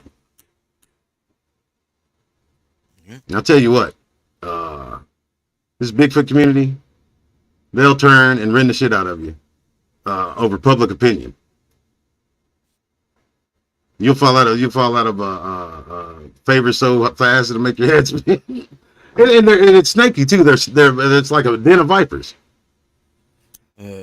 Sexy BS, do y'all talk with Dark Waters? I wouldn't. I saw that.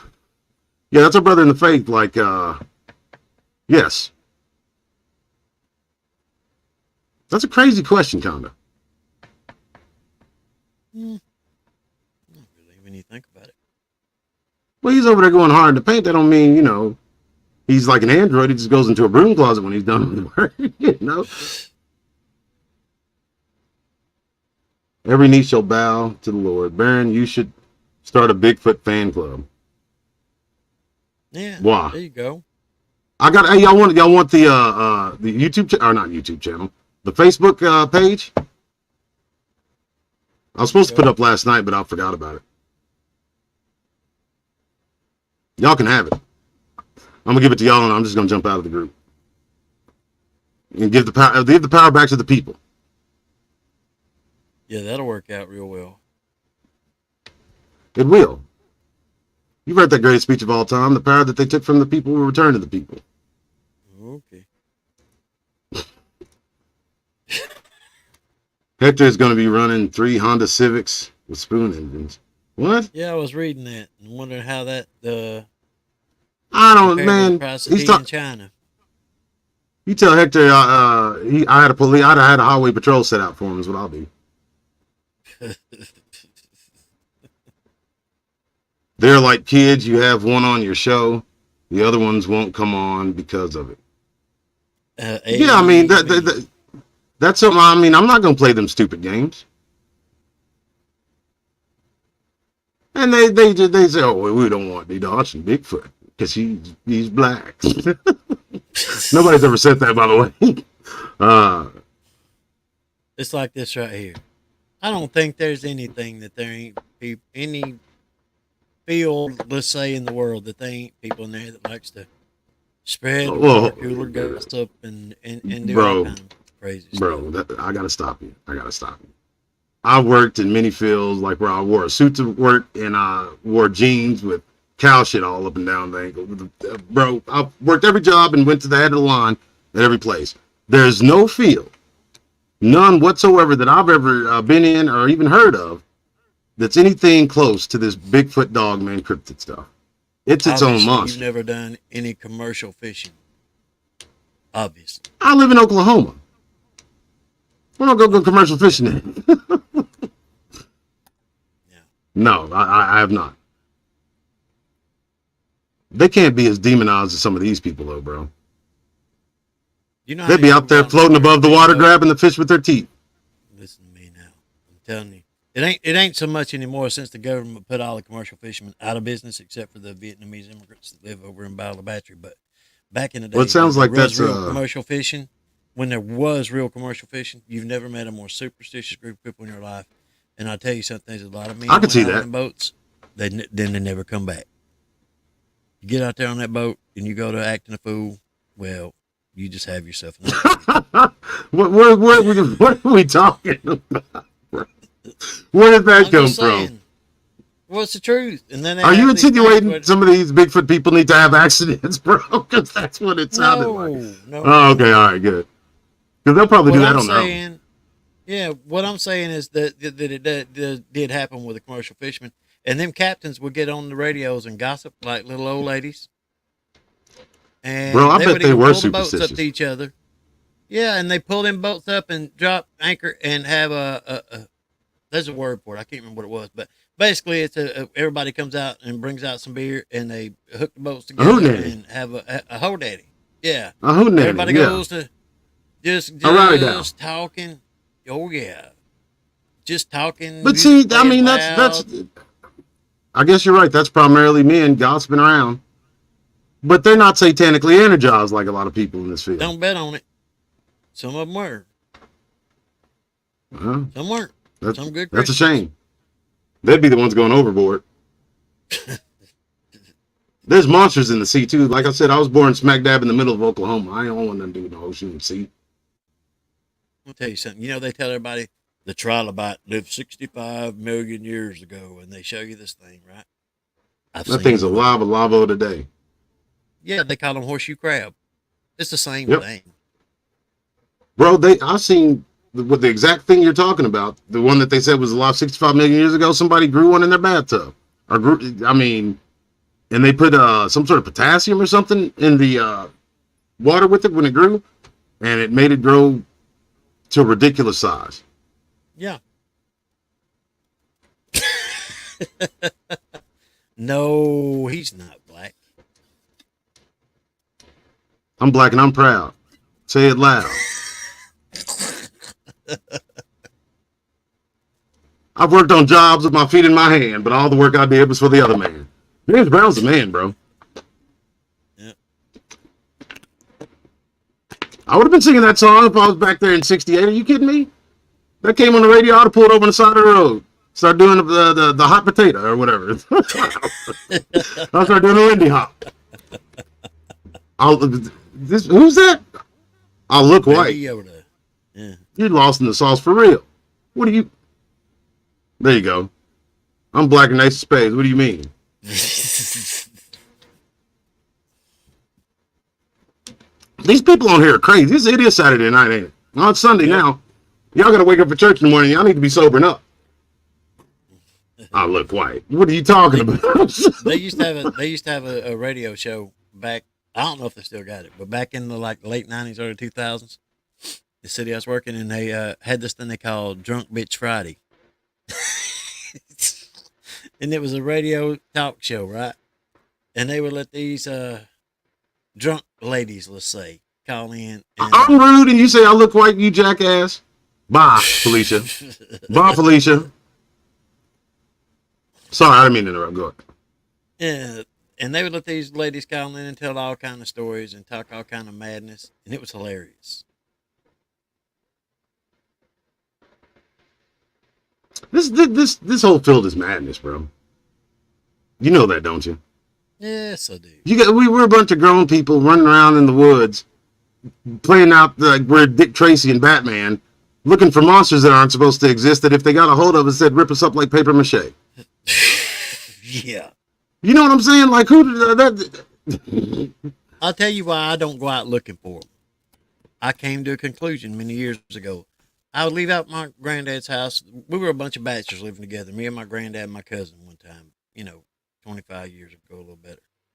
And when I pull out the driveway to go to work every morning, the neighbor's dog, there's this little bitty fenced in area in the front yard, probably like 20 by 30. And this dog would take off running when I'd go out through there in my truck.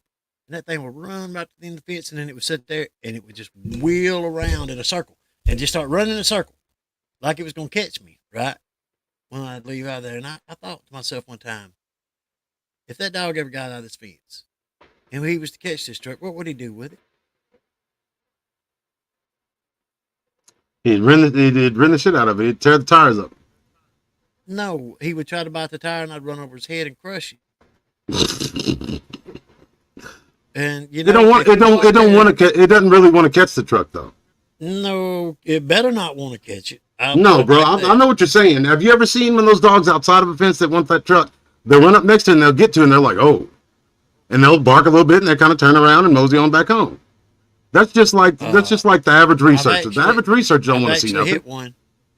I've actually hit one. Apparently it didn't get the memo. I've seen a girl.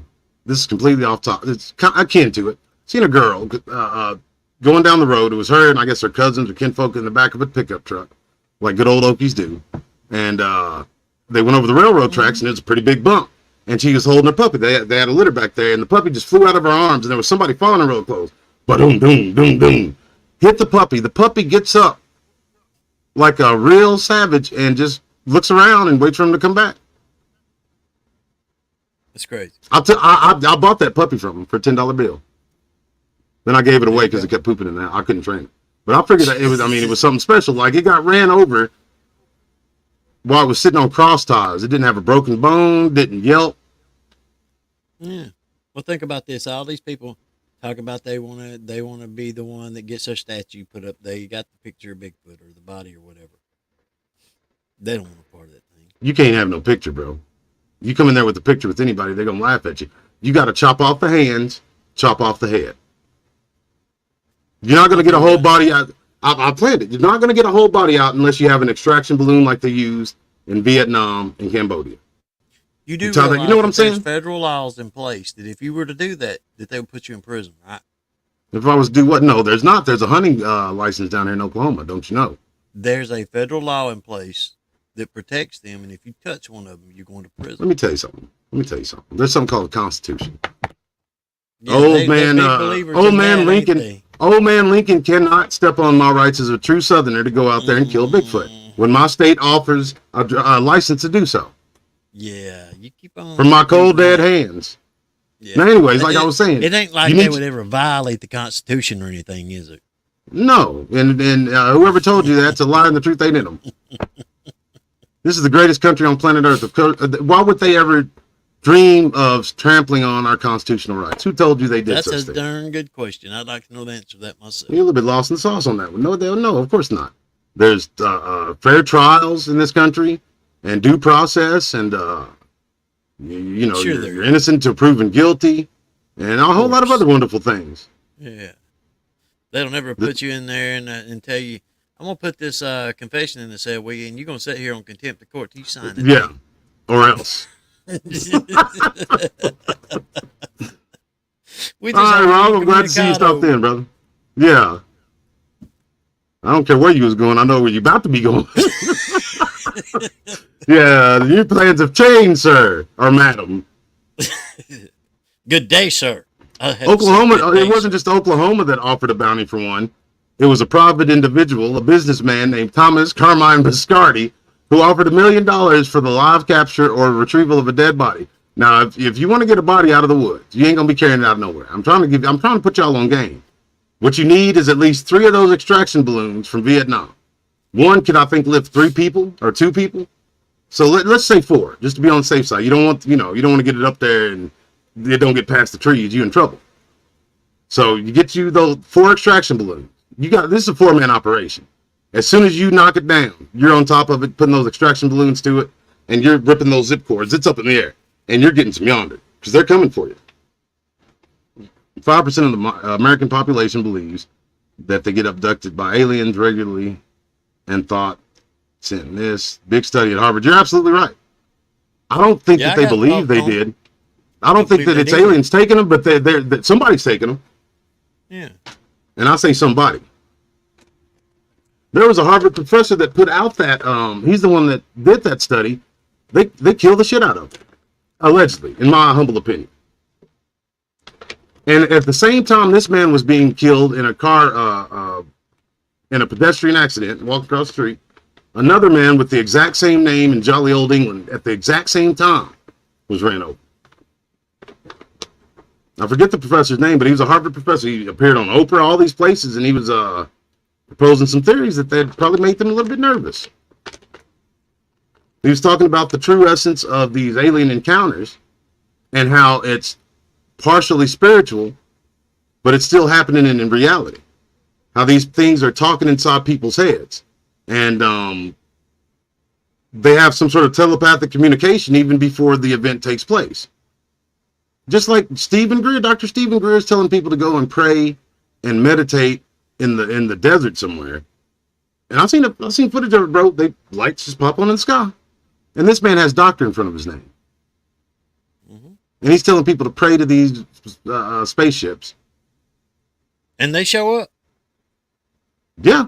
Quick, fast, and a doggone hurry, too. Yeah. It's like they were waiting for him. I'll tell you another thing. Dirt Road Bigfoot says, would not be arrested for killing a Bigfoot, be admission of Bigfoot.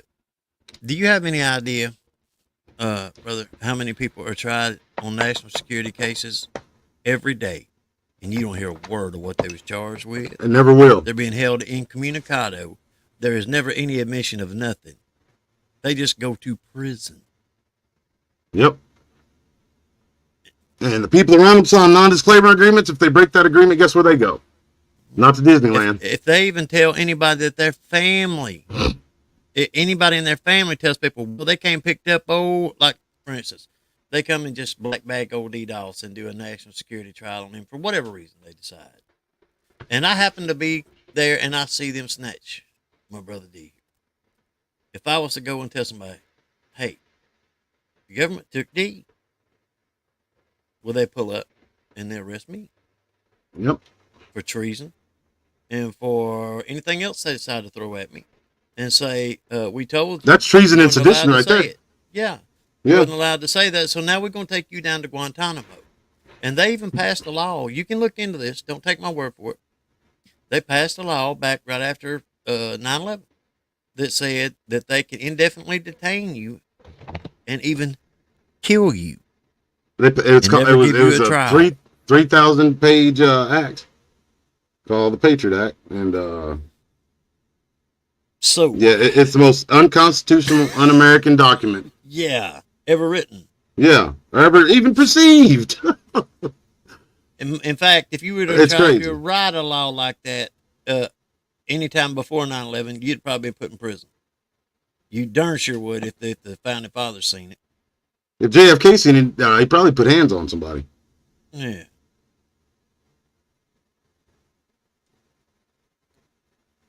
That is, yeah, it's an abomination to freedom. It bastardized freedom.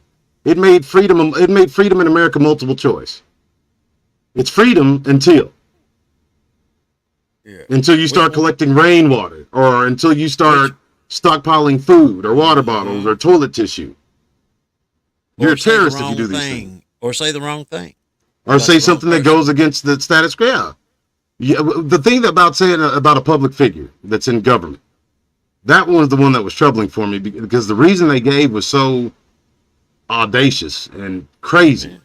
Like they were saying it was a national, not a national emergency, a national act of something. It was garbage. A bunch of these words they strung together, they really don't have a meaning at the very end of the day. Yeah, but it translates to your freedom of speech is as free as we allow it to be. Yep. I got a better one for you than that. Did you know that they can fly over your house and spray you like you're a roach bug, whatever they want to? And as long as they have informed one elected official in your area, it's legal. There's nothing you can do about it. Nothing. It's 1984. Yeah. You know what I'm saying? You know, back in like 2008, 2010, it got so out of hand at one point with infusion centers and all this stuff. If you ticked off the wrong person on city council, they would do this, but they was even come up with a name with it. People was talking about it on YouTube, and everybody acted like that was crazy. And it was called gang stalking, but it was real. Just so you know. You know the thing about gang stalking? There were real cases, but the paranoia that they would put on them just from like blasting them through their speakers on their computers and through their headphones when they were on walks. I mean, it's always a multi-dimensional, multi-tier attack. It runs the gamut. It runs the gamut. Yeah, yes. Exactly.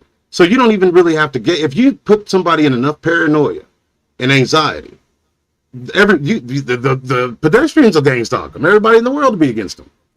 Yeah, especially if they trap people in their minds. In their water, you got to put hallucinogens in their water. They think everything. It's over with.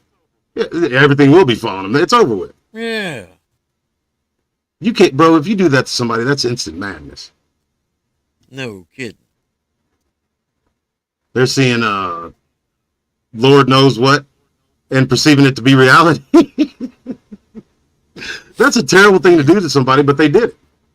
No kidding, they did it. They're still doing it. Don't make no mistake. Yeah, they're still doing it. You know, they've got I'm pretty sure they brought it down to an art. They've got a Coke machine. Oh, yeah. They've got a Coke machine in Tokyo, Japan that uses that voice of God technology. And when you go by, you hear a Coke go psh, open. And it says to you, and I imagine Japanese, wouldn't you like a nice Coke? Wouldn't it be so refreshing? Uchiro Coca-Cola. They say about 1 in 100 people when they're walking by and they hit them with that, freaks out and attacks the Coke machine. Yeah, hell yeah, they do. I don't blame them. I mean, look, we didn't already drop 2 very big bombs on them and spanked them so bad they're building Lifesoft's Gundams and dirty panty machines. Now they got pop machines talking to them. That may be, one toke over the line for them. That voice of God technology is crazy, though, bro. They did that with some horror movie. You remember that? And they were like making this thing sound like it was whispered in their ear. People had seizures. People had seizures. It was jacking them up, bro. Yeah. And they've been doing this since the 50s. Yes. They've been doing this stuff since the 50s, man. God almighty. Could you imagine that being your job? I ain't gonna lie to you. That'd be. I have thought about it. That'd be an awesome. It would be funny. I can't help it. You know what But I'm I couldn't do that, man. Like, smoke you some of that devil's lettuce and just go to playing with people like their toys. And get paid. yeah, but bro, I got a conscience and a spirit. I'd be so depressed. I didn't say that you're supposed to do it. I'm just saying.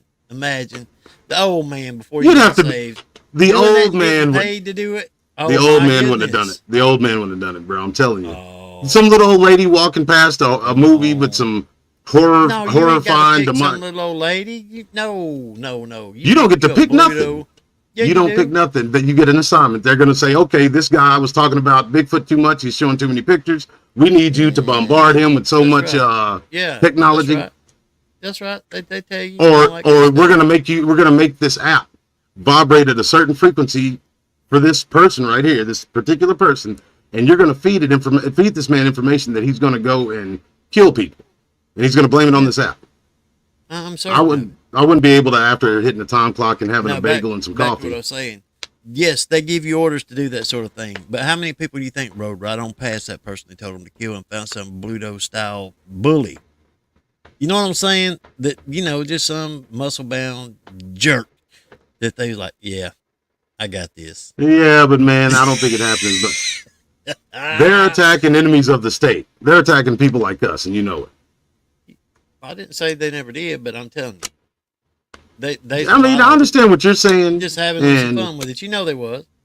You know what I would do if I had access to that technology. I'd be bringing it out the back door and using it on them.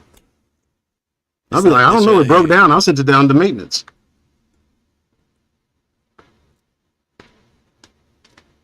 Yeah, it's that would be too much fun. But the people, even though what was it, Edward Snowden revealed this. I'd heard it before, but he revealed it. Do you know what 90% of the searches that was going on by people in the NSA and stuff like that spying on people was? Employees spying on their spouses and their girlfriends and boyfriends. Yes. And the people they were sleeping with. Yep. Well, I'll let you know a little secret. That's probably what I'll be doing. I'll be listening to my own lady. I'll be like, who the hell is she talking to? I wonder what she's doing at 7:38 in the evening. See, I couldn't have that job. That's too much. That's too much, bro. You know what I'm saying? Like, I don't need that kind of stuff at my fingertips. Oh yeah. Well, especially the same way. Snowden is controlled, bro. I don't want to get into Snowden. Yeah, I don't think Snowden's legit, bro. I don't. I think he. Let me tell you what I think he is. He was a composite. I could buy that. He was a composite, and I'm gonna be honest with you. I think the man's a hero. He's a composite. He took a bunch of different stuff from a bunch of different sources. They wouldn't come forward. They were whistleblowers, and he said, "I'll do it. Give it to me." So you think he's 100? You think he's 100% legit? Not to say that he ain't controlled a little bit now. I'm distrustful. I'm distrustful as hell, man. He has to do what he has to do to survive. He's in Russia. I mean, come on. Yeah, and I mean, maybe that's it, because there's been a couple of things that's kind of. He can't give them everything. He can't give them everything. So he has to put out some disinformation from time to time and deal with things. So you know what I'm talking about. Russia. Yeah, he's in Russia. I mean, come on. That's the same thing that they said about Behold a Pale Horse. Milton, what's his name? The guy who wrote Behold a Pale Horse. Somebody help me out. Bill Cooper. William Milton Cooper. He wrote some stuff in that book that when I read it, I was like, you know what I mean? And it wasn't a lot, but it was stuff that I knew just reading it wasn't true. And he said on the back end that he had to put out some misinformation. He had to put enough nonsense in it to where they could say, hey, well, this is bullshit, and let me show you how. Yep. But he was legit, so I can believe that. I'm willing to believe that. Yeah. Because Bill Cooper was the truth, bro. I can tell you how I know he's legit. They want him dead. Same with Julian Assange. That's how I know he's real. They want Julian Assange dead like 2 years ago, bro. I'm surprised they hadn't killed him yet. Out that they were talking about doing a drone strike on the Ecuadorian embassy to murder that man. Come on. Yeah. They didn't want that out there. Nope. That's telling tales out of school, so you're right. But see, it's stuff like that, but then there's, like you say, there's some weird shit that I know, that he knows it's weird shit. mostly what he's doing is covering sources, means, and capability. The stuff that he's doing, he's changing information to protect certain things that have to be protected. You know who is? Because he's not a traitor. I don't believe he's a traitor at all. And man, I'd like to say that he's a hero. And I'm not just going to throw a blanket on him of he's just being deceitful. It's just he said some things that I understand. Kind of threw some shade on the truth that he was telling, because I knew that he knew it was a lie. But then you get Bob Lazar. Bob Lazar is the dude that they feed information to, and they were showing stuff. Like when I heard his original story the first time, when he said they brought him by this room, and there were two soldiers holding this little gray up by the arms and walking with it. That's when I knew, okay, they're running a gimmick on him. He was brought by that room for a reason. He was showing all those ships for a reason, so he could go back out there and snitch, because they knew he was doing it anyways. Yep. And they give him just a little bit, and they'll focus on that little bit, and they're not going to want to know anything else that's behind it, because what they're showing and what he's seen is so bananas that they're going to be stuck on that forever. Now, I do have to speak to something you said a minute ago, and I'm going to say this, and I'm dead serious. They better not never let me win that lottery, because I'm going over there to see one of them Gundam suits. I want to go over there. I better. Somebody just made $1.3 billion, I think, in the lotto. They won. Bro, if I would have won that lottery, I would have went over there and made those things fully operational. I would have flew them back to America. I think there was like 4 of them in some part. I would have got me and a couple of buddies, flew them back to America, and stand right there at the White House and welcome the new president. Say, sir, we're at your disposal whenever you need. There'd be all 9 stories of them saluting them. That's what we need. We need some Gundam suits.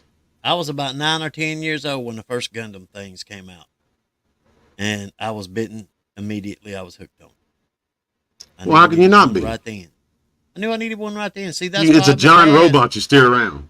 That's why I've been mad all this time. I keep telling you, they was promising us jetpacks when I was a kid. We were supposed to have jetpacks by now. There are jetpacks. They were in them caves with them jetpacks. Yeah, it is. They had gliders and jetpacks in that cave down there in where they threw that dude. They threw that man in the ocean like a ocean. They threw him in the ocean like he was a Gatorade bottle. Ripped the skin off the face. You know darn well there ain't no jetpack you can buy and do that. I saw what I think the jetpacks were the other day. I think I may have saved the short. It was the British Royal Marines, and they were just skirting right above the water. And they had their hands. Yeah, they have their hands on these things and like their feet in them.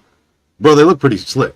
I ain't gonna lie. You've only got a couple minutes worth of burn time on those things, and they're so loud, it's louder than a 747 taking off. No, that's not. Well, you know good and well if they're showing it to the public, then that's, you know what I'm saying?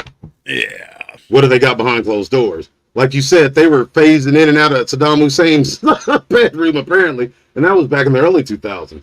Yeah, have you seen that footage? I'm not saying they don't have jetpacks. I'm saying I don't have a jetpack, and I was supposed to have one. I don't want no damn jetpack. I do. You know what I want? I want one of those big earth drillers that they drill the tunnels for CERN with. Sweet. I'll be the mole man. Mandalorian. You do that, and I'll give you a Mandalorian jetpack. You got to get those gliders. You got to get those gliders, and you can be the Green Goblin, and I'll be Mole Man. Yeah. And there you go. I'll build a city under the ground, and it'll be the land of the blind. Get all the goods. Yeah, I'll go there get you all go. the goodies. And I'll build a home base of operation. Be a mile under the surface of the earth. There's already a base of operations under the surface of the earth, bro. But it ain't our base of operations. That's the not yet. Not yet. It's not. I'm gonna quit saying shit like that on a live stream. You know what?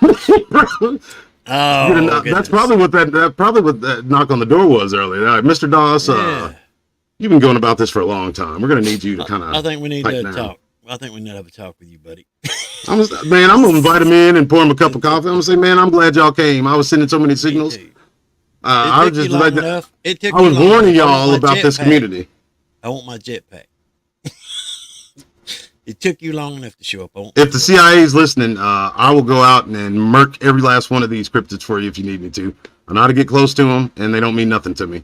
So, but I want a jetpack. Let's start off at 600K and work our way up from there. And a How do they jetpack pick for these me, people? And a mole machine. For Damn, my a friend. jetpack. You're talking about you've been talking about jetpacks for months. And I said a mole machine for my friends. I included you. Yeah, well, I'll take that mole machine. I like that actually, the mole machine. Who was the mole man? What he Fantastic Four? He was such a jabroni villain, like, cause I mean, he was like 4.5 feet tall. I know there was one on Thundercats. Was it? Yeah, Oh, there that was monster looking dude. Yeah, the mole man. He come burrowing up out of the ground. Yeah, that shows jet ski. there's a bunch of demons. That's some Island of Dr. Moreau stuff, bro. Yeah. Oh, Lion-O. Yep. Man, one of my little nephews was over at the little nephew. I think he's like 4 or 5, and he was watching the new Thundercats. I could have swore. Yeah. I showed. I didn't know there was a new Thundercats cartoon. They're supposed to be making a live action movie of the Thundercats. With today's effects, I could see it. Yeah. I'd watch it. Me too. That'd be surreal, bro. No kidding. Panthro. Panthro and Lion-O and wasn't there 2 kids? It was like a boy and a girl. They were twins or something. Yeah, the little twins. But I ain't worried about no Lion-O. Panthro was bad. Lion-O was the man. Lion-O would have busted Panthro's head wide open. Panthro and he knows Lion-O's butt all the time. What are you Well, talking yeah, about? because he's trying to ingratiate himself to him so he wouldn't wreck his ass later on down the line. He knows what side his bread's buttered on, bro. He better be saving Lion-O if he knows what's good for him. I'll tell you what, man. Technology's out of control. The past 2 days, I've been putting that CERN thing together, and I've been looking at all this AI and thinking, like, the past couple of years working with AI and the voices and the art and stuff. From where, just Midjourney, the Midjourney art app, from where it started to where it is right now, the thing that's crazy to me about it is you can render a picture that doesn't put your mind in the uncanny valley. It looks that close to a human being. And for those who don't know, the uncanny valley is like when you're looking at a picture of something that it looks, normal. But if it's something off, this is what I think Bigfoot do to people when they first see it. It puts your mind in the uncanny valley, and that's a place where you're looking at something that is seemingly normal, but your mind kind of like hits pause because it doesn't have anything in the Rolodex for it. Grand Moff Tarkin in that Star Wars Rogue One, he's the prime example. The dude who played him, he played famously back in the day Sherlock Holmes. I forget his name. A famous British actor. He looked like that dude. He looked or Rathbane or something. No. That's the dude from way back in the day. He was after him. I'll look it up for you. But when I watched that movie, it was remarkable how close they got it to looking like Grand Moff Tarkin. It was him. But when you looked at his eyes and how the eyes like interacted with the face, you could tell. I mean, it put your mind in the uncanny valley because something was off. Just like in Midjourney, you see a lot of these AI creations. They have 6 fingers, which I find crazy. They can create everything, like even the pores in skin, when you get really down onto the picture. But they add extra digits, or their hands are out of proportion sometimes. Not all the time, sometimes. These anomalies that they have, they in and of themselves are kind of fascinating. You know what I'm saying? They're putting too much trust in this AI stuff. Last thing I watched right before we jumped on here was the AI robots that they're going to start marketing, for people to take into their homes. And Yeah, that always works out good. Bro, they're using chatbot or what do you call it? The latest version of it, the they're using Chat GPT as a language model, the learned language model, so you can talk to this thing just like we're talking. You can say, hey, go see who's that knocking at the door, and it'll come back and it'll talk to you, and it'll say, I didn't see anybody at the door or outside. This dude was talking to this thing. He had this little scenario set up, and it's a robot, hands, and it's like very intricate hands like ours. And it was saying, wash what you see to be wash what you see to be and perceive to be cups and a plate in front of you. And it took it, turned on the water, and it's sitting up there talking to him while it's washing the plate and everything. And that's NVIDIA, Tesla. There's like 6 companies that are at the forefront. And they're pulling their resources together to make a consumer at-home robot that you can buy. And you're going to be able to interact with it like you interact with anybody. How long do you think it's going to be before one of them kills somebody? 10 years. No way. No way it makes sense. What they're building right now, they're trying to fill its programming up with motor skills. Because the problem they have is like the mechanics of it. They're supposed to work like legs, but they don't have the understanding on how to move, like humans do, because it's a robot. We were born in the image of God. That stuff's innately in us. They have to fill it up with programming and put it in this virtual reality. And what they learn in this virtual reality, they're retaining for our reality. So they'll know how to move through traffic and how to look both ways and how to stop you from walking into traffic. It's wild, bro. I'll send you that documentary. Yeah, but I incorporated a lot of that into the CERN project because I'm not saying that it's committing murder. I'm saying, how long do you think it's going to be for one of them to kill somebody? They already have. Yeah. I believe that story over there in Japan.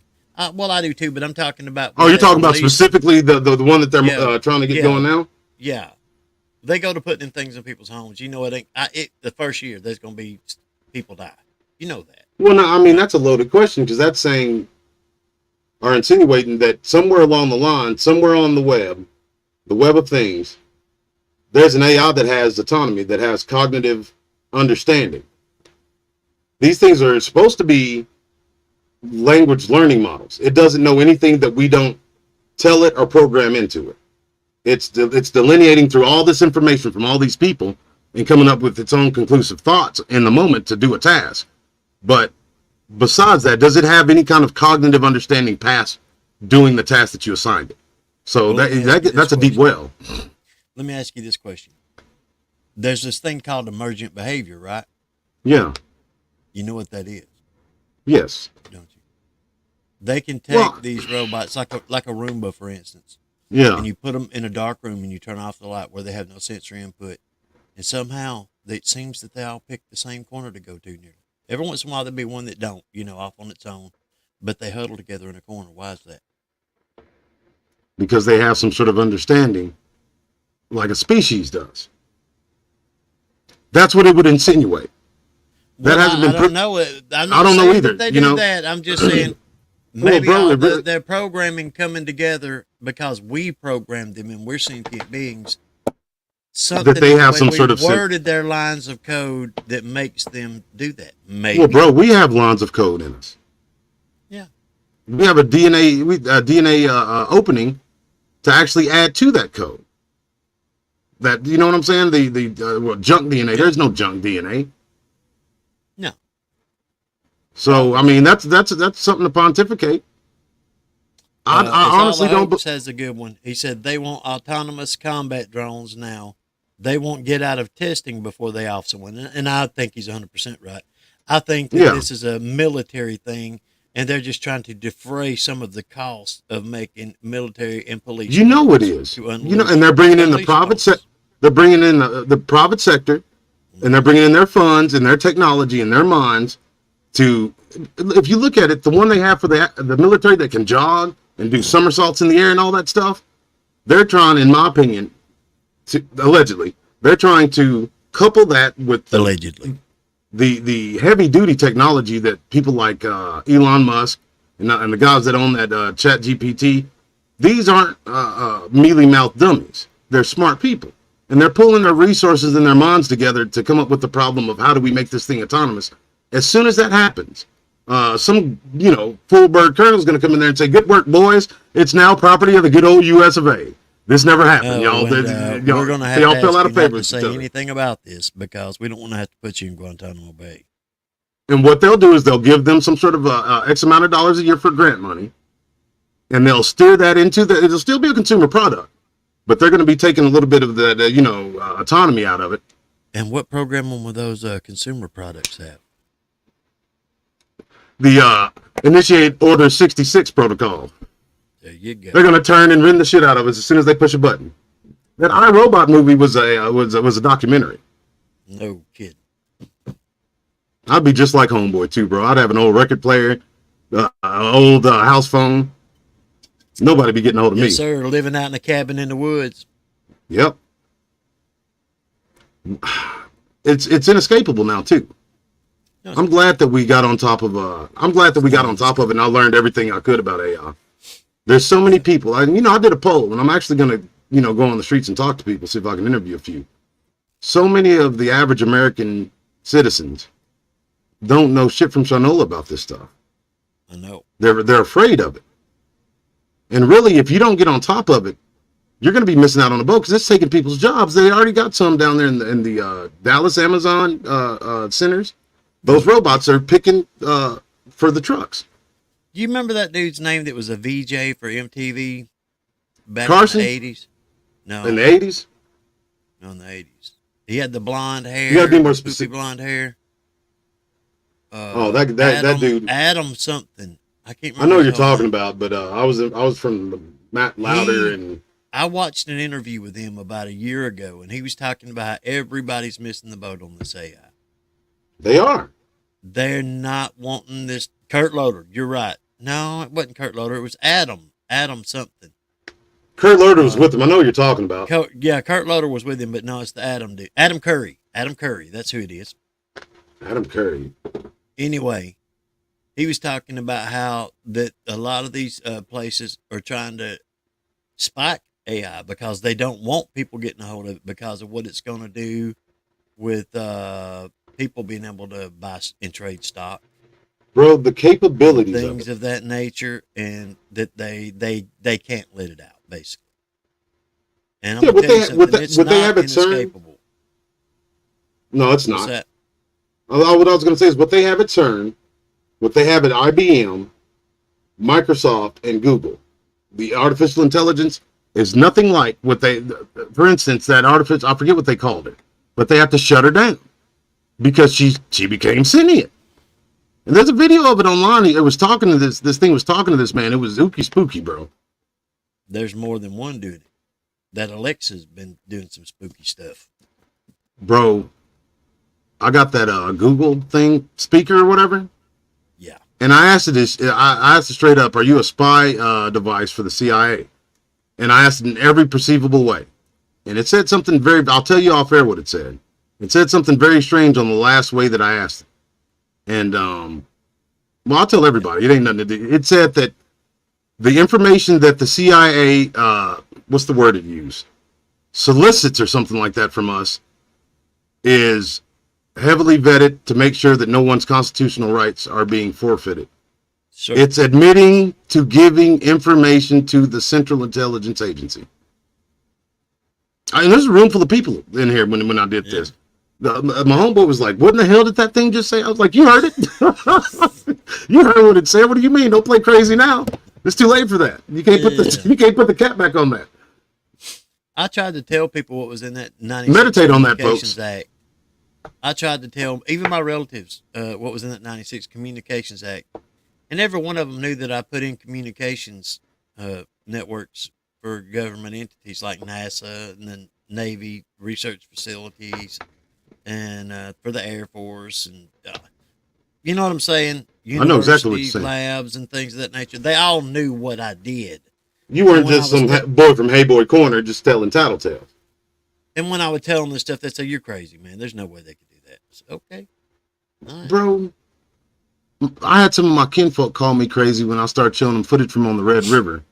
And then they casually be telling me stories about how the county fair brought in an 18-wheeler and they let you go in the bed of it, and it was half caged off, and there was a Sasquatch in there.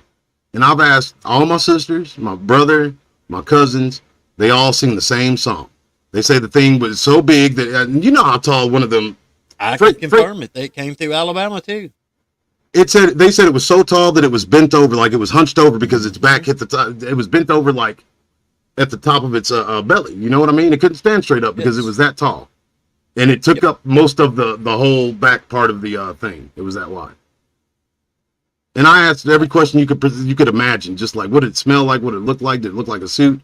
And I remember my sister Laverne finally got tired. She's like, "Damn, it wasn't no suit. It was too big to be a suit. What do you keep asking for?" I was like, "Well, maybe because I have a Bigfoot channel, you know." That's who I need to get on here. Because the youngest one closest to me is 13 years older than me. And they grew up on the farm more than I did over there in Arkansas. And they were calling them haints and catamounts and stuff. But I mean, you know, they had to have seen some shit. They had to. Of course they did. Of course I know my mom did. Because when I was watching that movie about the Falcon, Arkansas Bigfoot, it was, you know, it's kind of graphic, but it was on like TBS or something.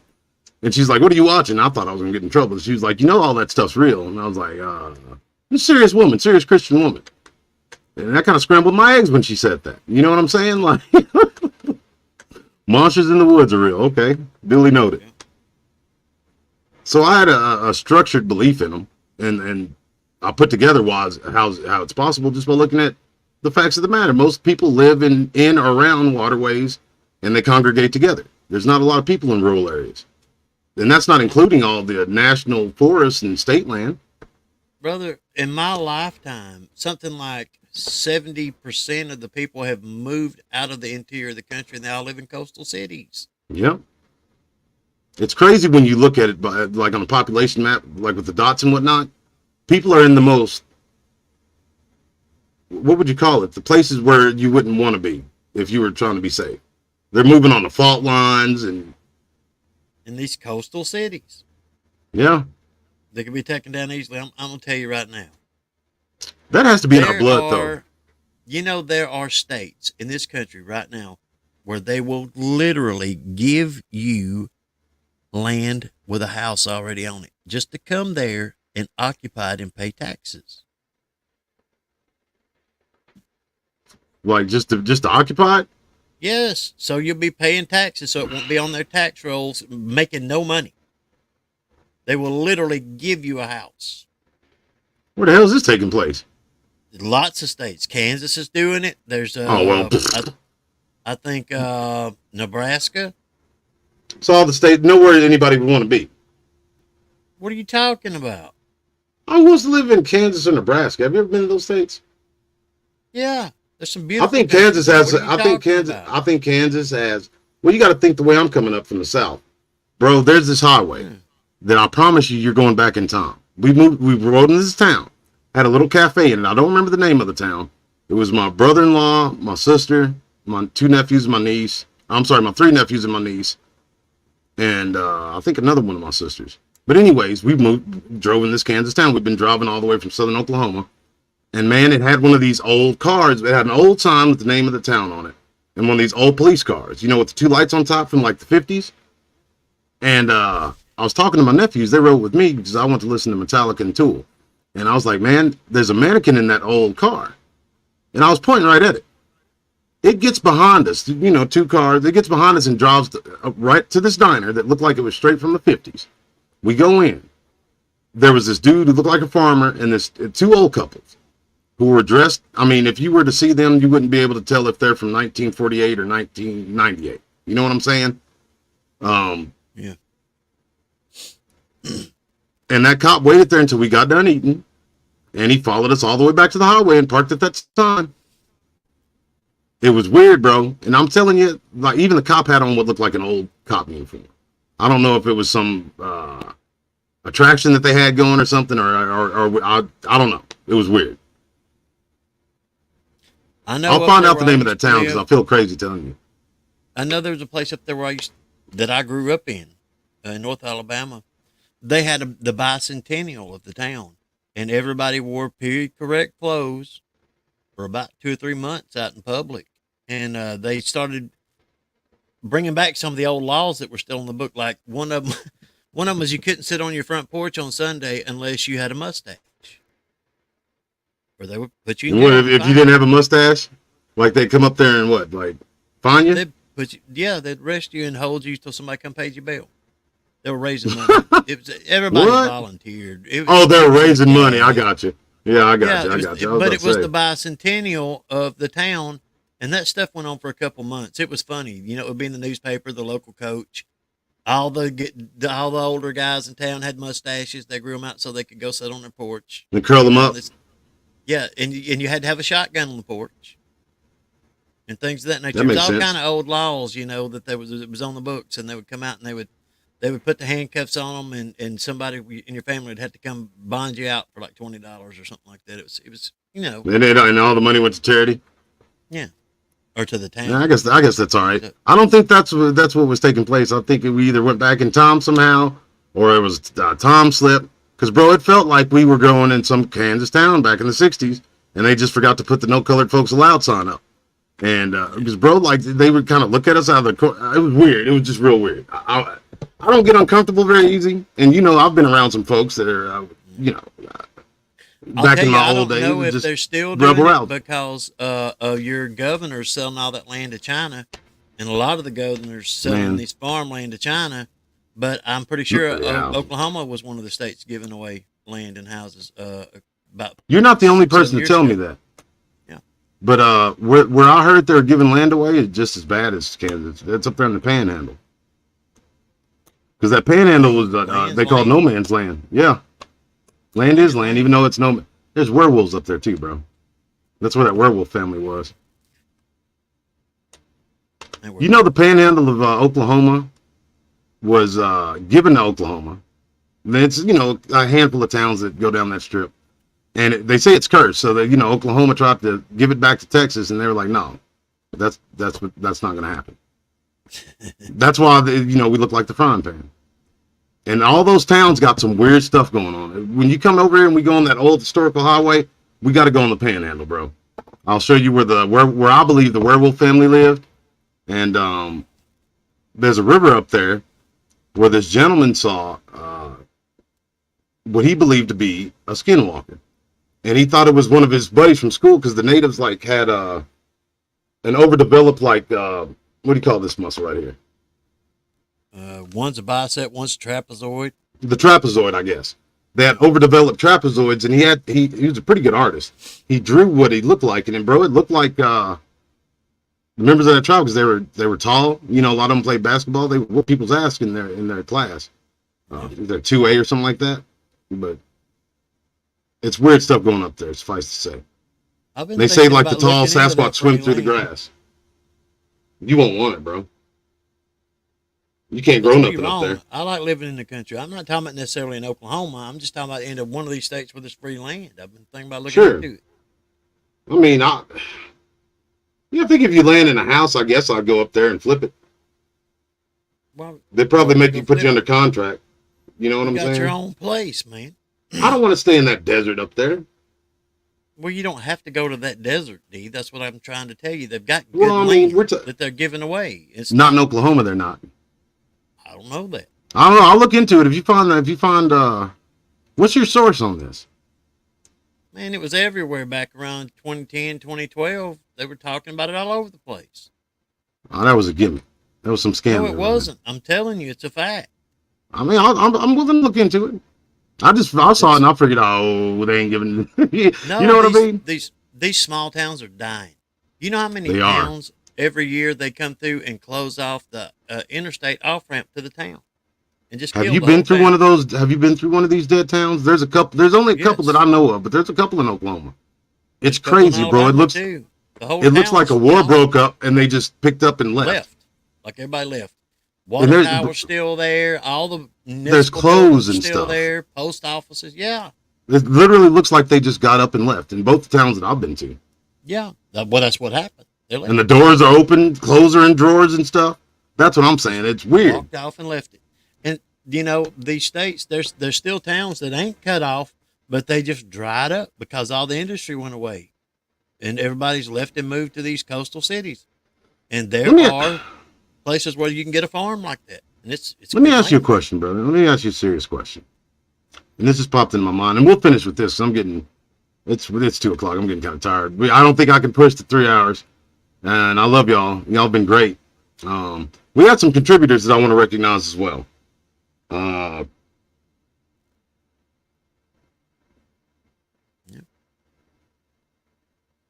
Good deal. Sorry, I'm trying to pull it up right now. Yeah, the dead air. That's how you can tell. You gotta stop coming on in the middle of the night. These comments here. Great comments tonight. Great, y'all were a great crowd. Yeah, they were. We really appreciate that y'all were engaging. That's always fun. Yeah, got a lot of new faces that were engaging too. I love seeing that. Yeah, me too. All right, here we go. What? dadgum devil stuff going on with this technology, bro. Yeah. I put in the Trying to tell me the Wi-Fi's down. In all kind of places. And I'm going to tell you something. I hated computers. I still ain't real fond of them. Honestly, bro, it's therapeutic. Like, building them and stuff. Yeah. When I was a kid, when my dad got burned up, I would go to the dump and I would get the old stereos and TVs and things, and I'd cannibalize them and fix them and sell them. And I was always good at that kind of stuff. That is relaxing to me. Working on stuff like that, I enjoy that. But the computers, not as much. James Birchfield, and I appreciate your kind message. Mr. Stephen Wolf and Gerald Parks, who is Light Ray 95. I sincerely appreciate your contribution. Y'all are great. And I hope I'm not, offending anybody by saying your name, but I just want to recognize y'all because you don't have to and you do, and I appreciate it. Yeah, means a lot. Absolutely. And don't forget our brother D here's got books on Amazon. I'm going to re-release my books. Well, you need to, but until you do, my brother D's got books on Amazon. Yes, on Amazon and Kindle. If you have a Kindle account, check me out. So yes, you three gentlemen, y'all are fantastic. Folks, I think I'm going to wrap it up. I'm tired and so weary. Are you hearing that alarm when it goes off? No, thank goodness. It's an alarm on my computer. It's saying it's overheating. There you go. Because that's always fun to happen. Don't forget to put that link in your comment section or in the yeah for the group. Absolutely. Darren Woodtodd says he'll get the last word. So glad this popped up. Y'all covered topics that have interested me for over 50 years. Thanks. Thank you, brother. Thank you. I appreciate that. And God bless you for saying it. We're all over the place. Yeah. And Merle raises a little bit of hell sometimes, but it's entertaining, ain't it? Well, shit, no. To them, probably. Yeah, we have a lot of fun on the stream, man. We really do. I was so energized last night after getting off that one. I didn't want to stop, y'all, but I knew I had to. Yeah, all good things. I got to try to beat my record one day. Man, I packed a lunch and I did it was 6 hours and 3 minutes. And so many people. I think it's like 4, ain't it? 4 something. No, bro. It's 5 hours and 26 minutes. I just thought about that. We could have broke the record because the old one is 6 minutes and 3 seconds, and we got to 5 minutes and 26 seconds. I was trying to go through that and cannibalize the good points. Man, we were talking so much madness, and I want to put out the videos of us looking at those the top 10 most wanted or whatever. Yeah, the 15 people the FBI. What I could play of it because we were both going off. We'd stop for like 10 minutes and just go off on one person.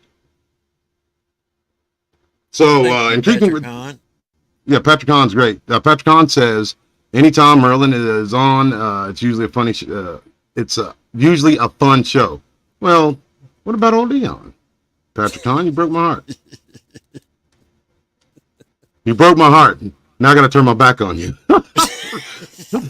Remember Goodfellas, bro? When he goes and tells him, like, he told him to stop doing drugs, and he goes to him while he's cooking them sausages. He's like, I'm sorry. He's like, he counts out some money. Now I got to turn my back on you. It was like $2,000 for a lifetime of work. That dude was a crackhead, though. He told them 3 or 4 times, leave them drugs alone, but he wouldn't listen. Yeah. Yeah, Patrick Kahn. Implied. No, I know. I'm just giving him a hard time. Patrick Kahn, Miss Katie Seal. It's all a hoax. Darren Woodside. Miller was going hard in the paint, too. Got a lot of good, smart stuff to say. Yeah. A lot of good comments. And that question you had a minute ago, I was going to tell you what I think it is. What question? Said, I'm an ultra Spartan, a long distance 100-mile race competitor in New Hampshire mountains and do through hikes. I've heard unexplainable, insane, siren, loud woman screaming in the woods. That was so insanely long long and loud, and explosions in the woods in the distance I can't explain. I can. Go ahead. That you got some hairy scaries in the area, buddy. Those explosions, I don't know how they're doing it. I've seen trees look like they just they just grab and just twist until it pops, and it looks like an explosion of wood from the stress. That scream is nothing but female Sasquatch or Banshee. My vote's female Sasquatch. And I mean, you're right. The range and the depth of their lung, that's something with like lungs like bagpipes. Yeah. More than likely, he's right on that.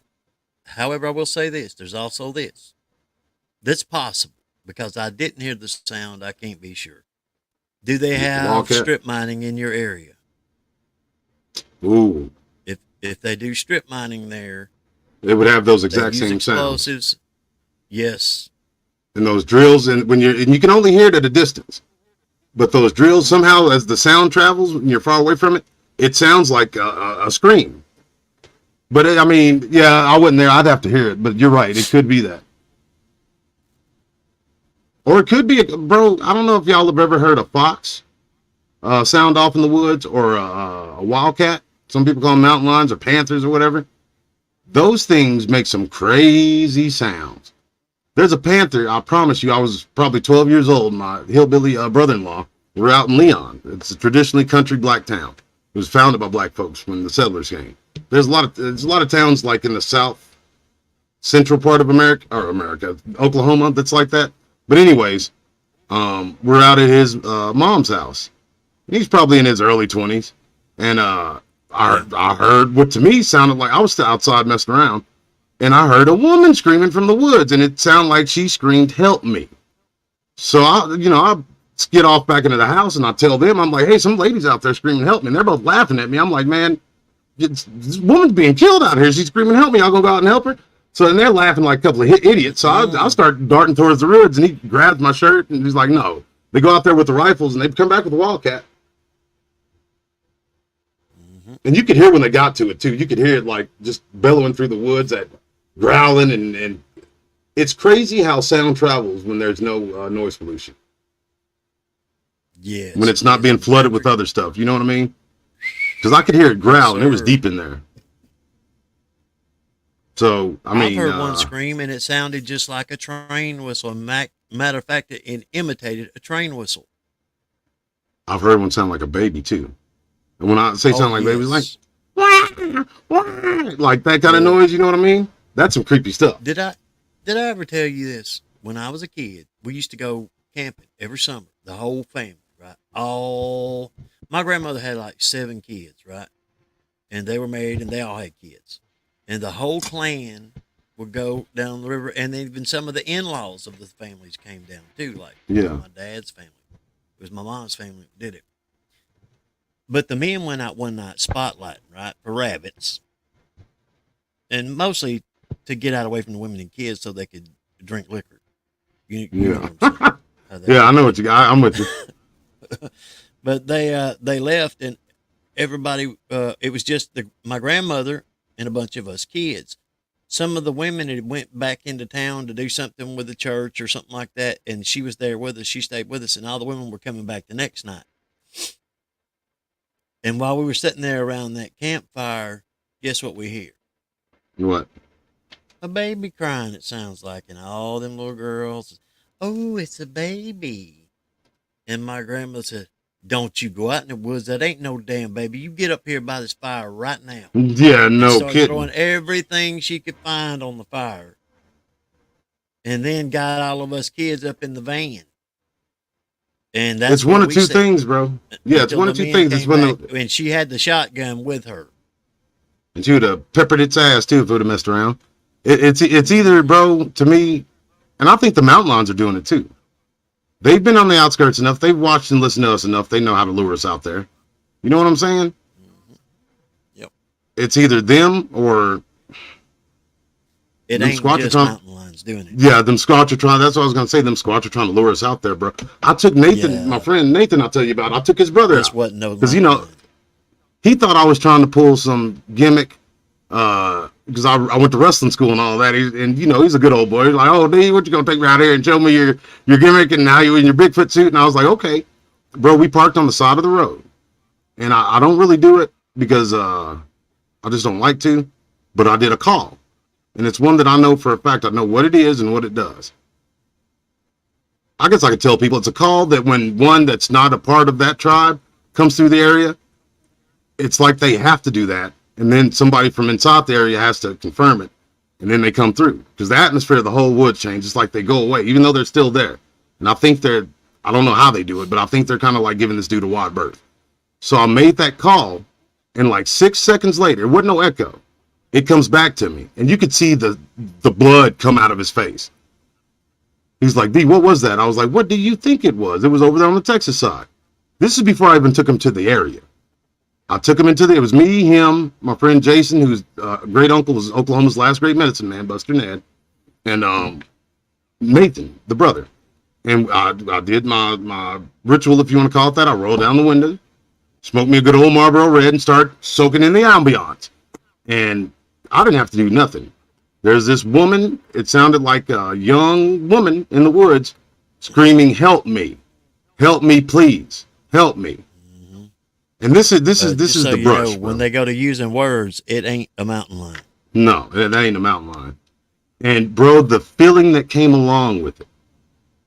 You know what I'm saying? Like, I was like, come on, Eric, let's go out there and help her. And I opened the door, he grabbed my arm, he's like, close that door. I don't think that was a woman.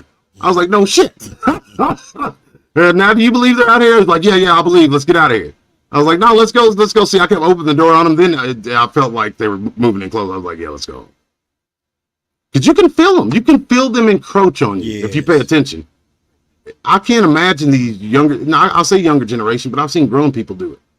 I couldn't imagine them going to a place like LBL or Brown Springs or Boykin Springs or something like that, and with their headphones on and their nose in TikTok, walking forward down some beaten down trail for them. I can't think of a better way. They get snatched up so quick. Yeah, they get snatched up so quick they would know what was going on. Them things could snatch them up and sit in a beach chair and watch it happen at the same time. They're that fast. Yeah. No, sir. No, that's a big bunch of note for old Dion. Anyways, folks, I love each and every last one of y'all. It's been a great show. You can feel them until they turn it off. I got to where I could still feel them, bro. It's faint. And I don't know how they do it, but they do turn it off. It's like they turn it off. They'll get close. And I don't know if they're like, I don't know what they do. I can't even speculate. Like that teenager, bro. The teenager that was just sitting there chewing on that thing, staring at me. I'd walk past that tree stump and was in that area for I don't know how long. And it was still sitting there on my way out, staring at me like, you son of a bitch. What are you doing in here? Get out of my woods. Yeah, bro. It was looking at me like it wanted to beat me up. It was completely offended that I was even in there. That's what I felt come off of it. Just complete and utter offense. So, folks, there's some spooky stuff going on there. I'm gonna have to bust out that oil. But anyways, that made me lose my train of thought. Gotta love it. Weird ass noises, weird ass dude. So people won't think I'm just whistling Dixie. I want to show them. They'll say, "Oh, DeeDoss said that he had a juvenile Bigfoot footage, and I didn't get to see it." And he is always talking about he sees Bigfoot, but he don't ever show anything. And I think he don't know what he's talking about. Blah blah blah blah. Well, I'm sorry you feel that way, but guess what?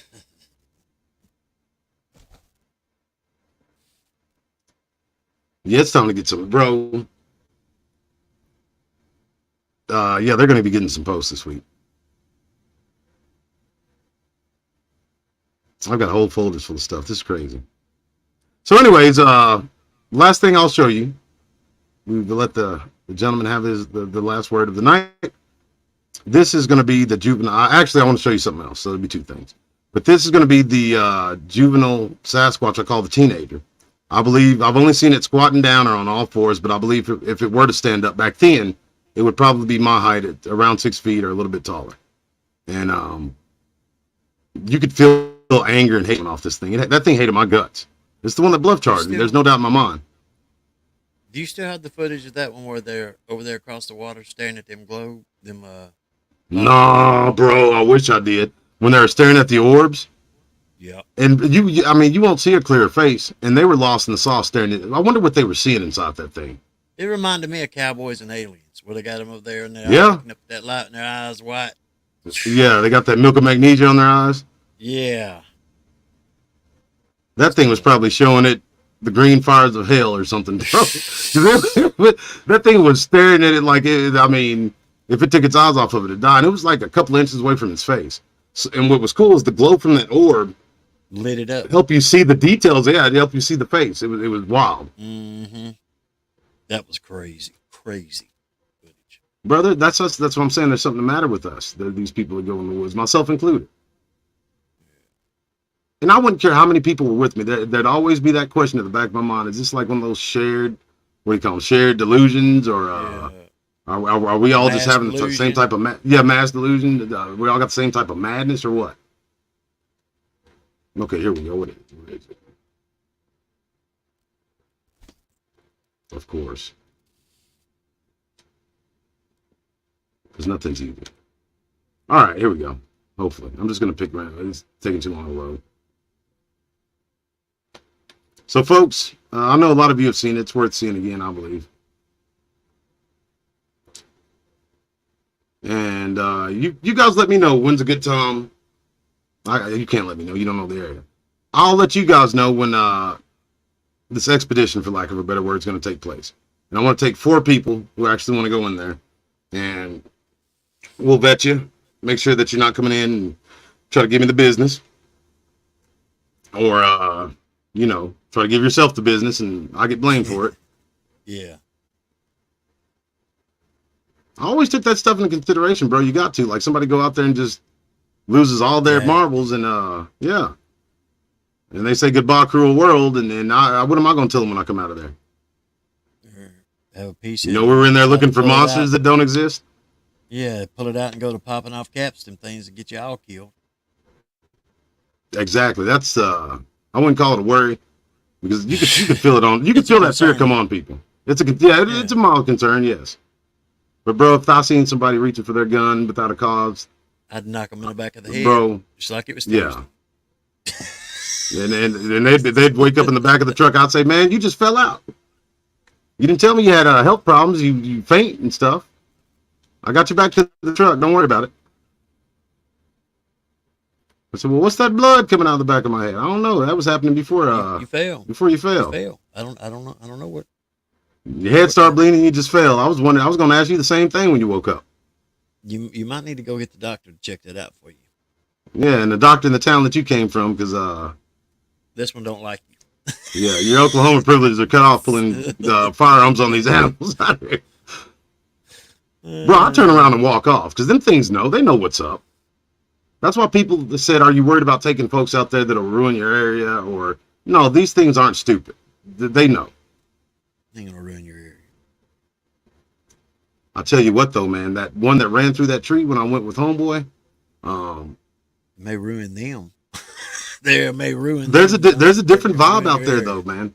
There's a different vibe out there. There's something going on. Turns open up too many portals and let too many of them through. I can't hype it. I can't find it. This is stupid.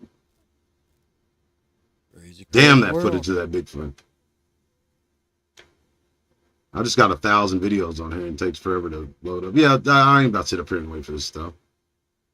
Yeah, we'll do it next time. Pull it out and put it in its own little folder. That would make too much sense to do. Yeah, instead of just freestyling in the moment. Yeah, that'd be too much like efficient, wouldn't it? Yeah. Sure, let me go find this needle in the haystack real fast for you. Yeah. Here it is, but I mean, I don't know how big it's going to wind up being. No telling. The bees from down in Brown Spring. You hear that velvety voice? Calling the teenager shortly after I had my encounter with it. I believe this is the only one that I've encountered in that area that meant me harm. Of course, I'd go in by myself and have many interactions, but this one always seemed to be trying to push me to do certain things, and I believe those certain things may have put me in a jam had I done them. So you can never be too careful. I believe this one's height was around 5'10", 5'11", if it stood straight up, but suffice it to say, these things are dangerous. Bro, that was kind of ooky spooky a little bit. Yeah. But I don't know how great that showed up on y'all's, but that's it. It showed up good enough. Yeah, you could see that face. Yeah. If that thing would have came out on me and tried to mean me harm, bro, I would have pieced it up so quick. I'd have just started dropping them on him, dropping them bombs. He would call me what was the brown bomber? B-52. Yep. No, I'm talking about the brown bomber. Who was it? Or the Red Baron. The Red Baron. Red Baron of Germany. Well, folks. The Red Baron of Oklahoma. That's exactly right. I am the Red Baron of Oklahoma. There you go. Now you talk. Yes, sir. I get to Broken Bow quite a bit with my job. Hey, Jimmy Fields, shoot me an email. You go to Broken Bow. I got some spots up there you can go and check out. I wouldn't go in there by myself. And it ain't because of them Sasquatch. There's some old boys in there doing stuff they ain't got no business, and you don't have to navigate around them. Yeah, or else. That's what's dangerous, to be honest with you. Yeah, when you get out there a quarter mile into the woods, it ain't Sasquatch sometimes. It's some old boy named Jimmy just got out the pen, and he's out there cooking, and it ain't barbecue. Him and his buddy Roscoe's out there taking care of business. Yeah, and we don't like people coming up on our illegal activities, see? I drive big trucks. That's what's up. All right, folks. Good night. This is another fun show. Sorry I petered out there towards the end. God bless everybody. We'll see y'all tomorrow night. Thank you again for the contributors. If you'd like to contribute, it's in the chat with you as well as the description box below. If you'd like to join our new Facebook group, that's down there as well. Big shout out to I Want to Know More, Brother German. He's always quick to contribute, not just monetarily, but time and prayers, and he's a great guy. I want to give him a shout out. Love him. So again, thank y'all, and I'll see y'all tomorrow night. Lord willing, and the creek don't rise. And even if it does, and I have a boat, I'll make sure I get there to you. So it'll be all right. Thank y'all again. It seems like every time the Lord's willing, the creek don't rise. You can dam up a creek. I'm going to dam up this creek over here where I seen the Sasquatch, because it was flowing a little bit. And then I'm going to put dynamite where I seen it standing, and we'll fix its problem. We'll fix its wagon. Thank you, Darren. Good night to you as well. Good night. Now let me get off here. Let me get off here before I fall asleep on the stream. Yeah. There actually is one that fell asleep on the stream one night. There's two. We had the wall of shame, and they were on it. And join us for the next episode, and I'll tell you who they were, though you may not recognize the name nor know who it is. Bye-bye.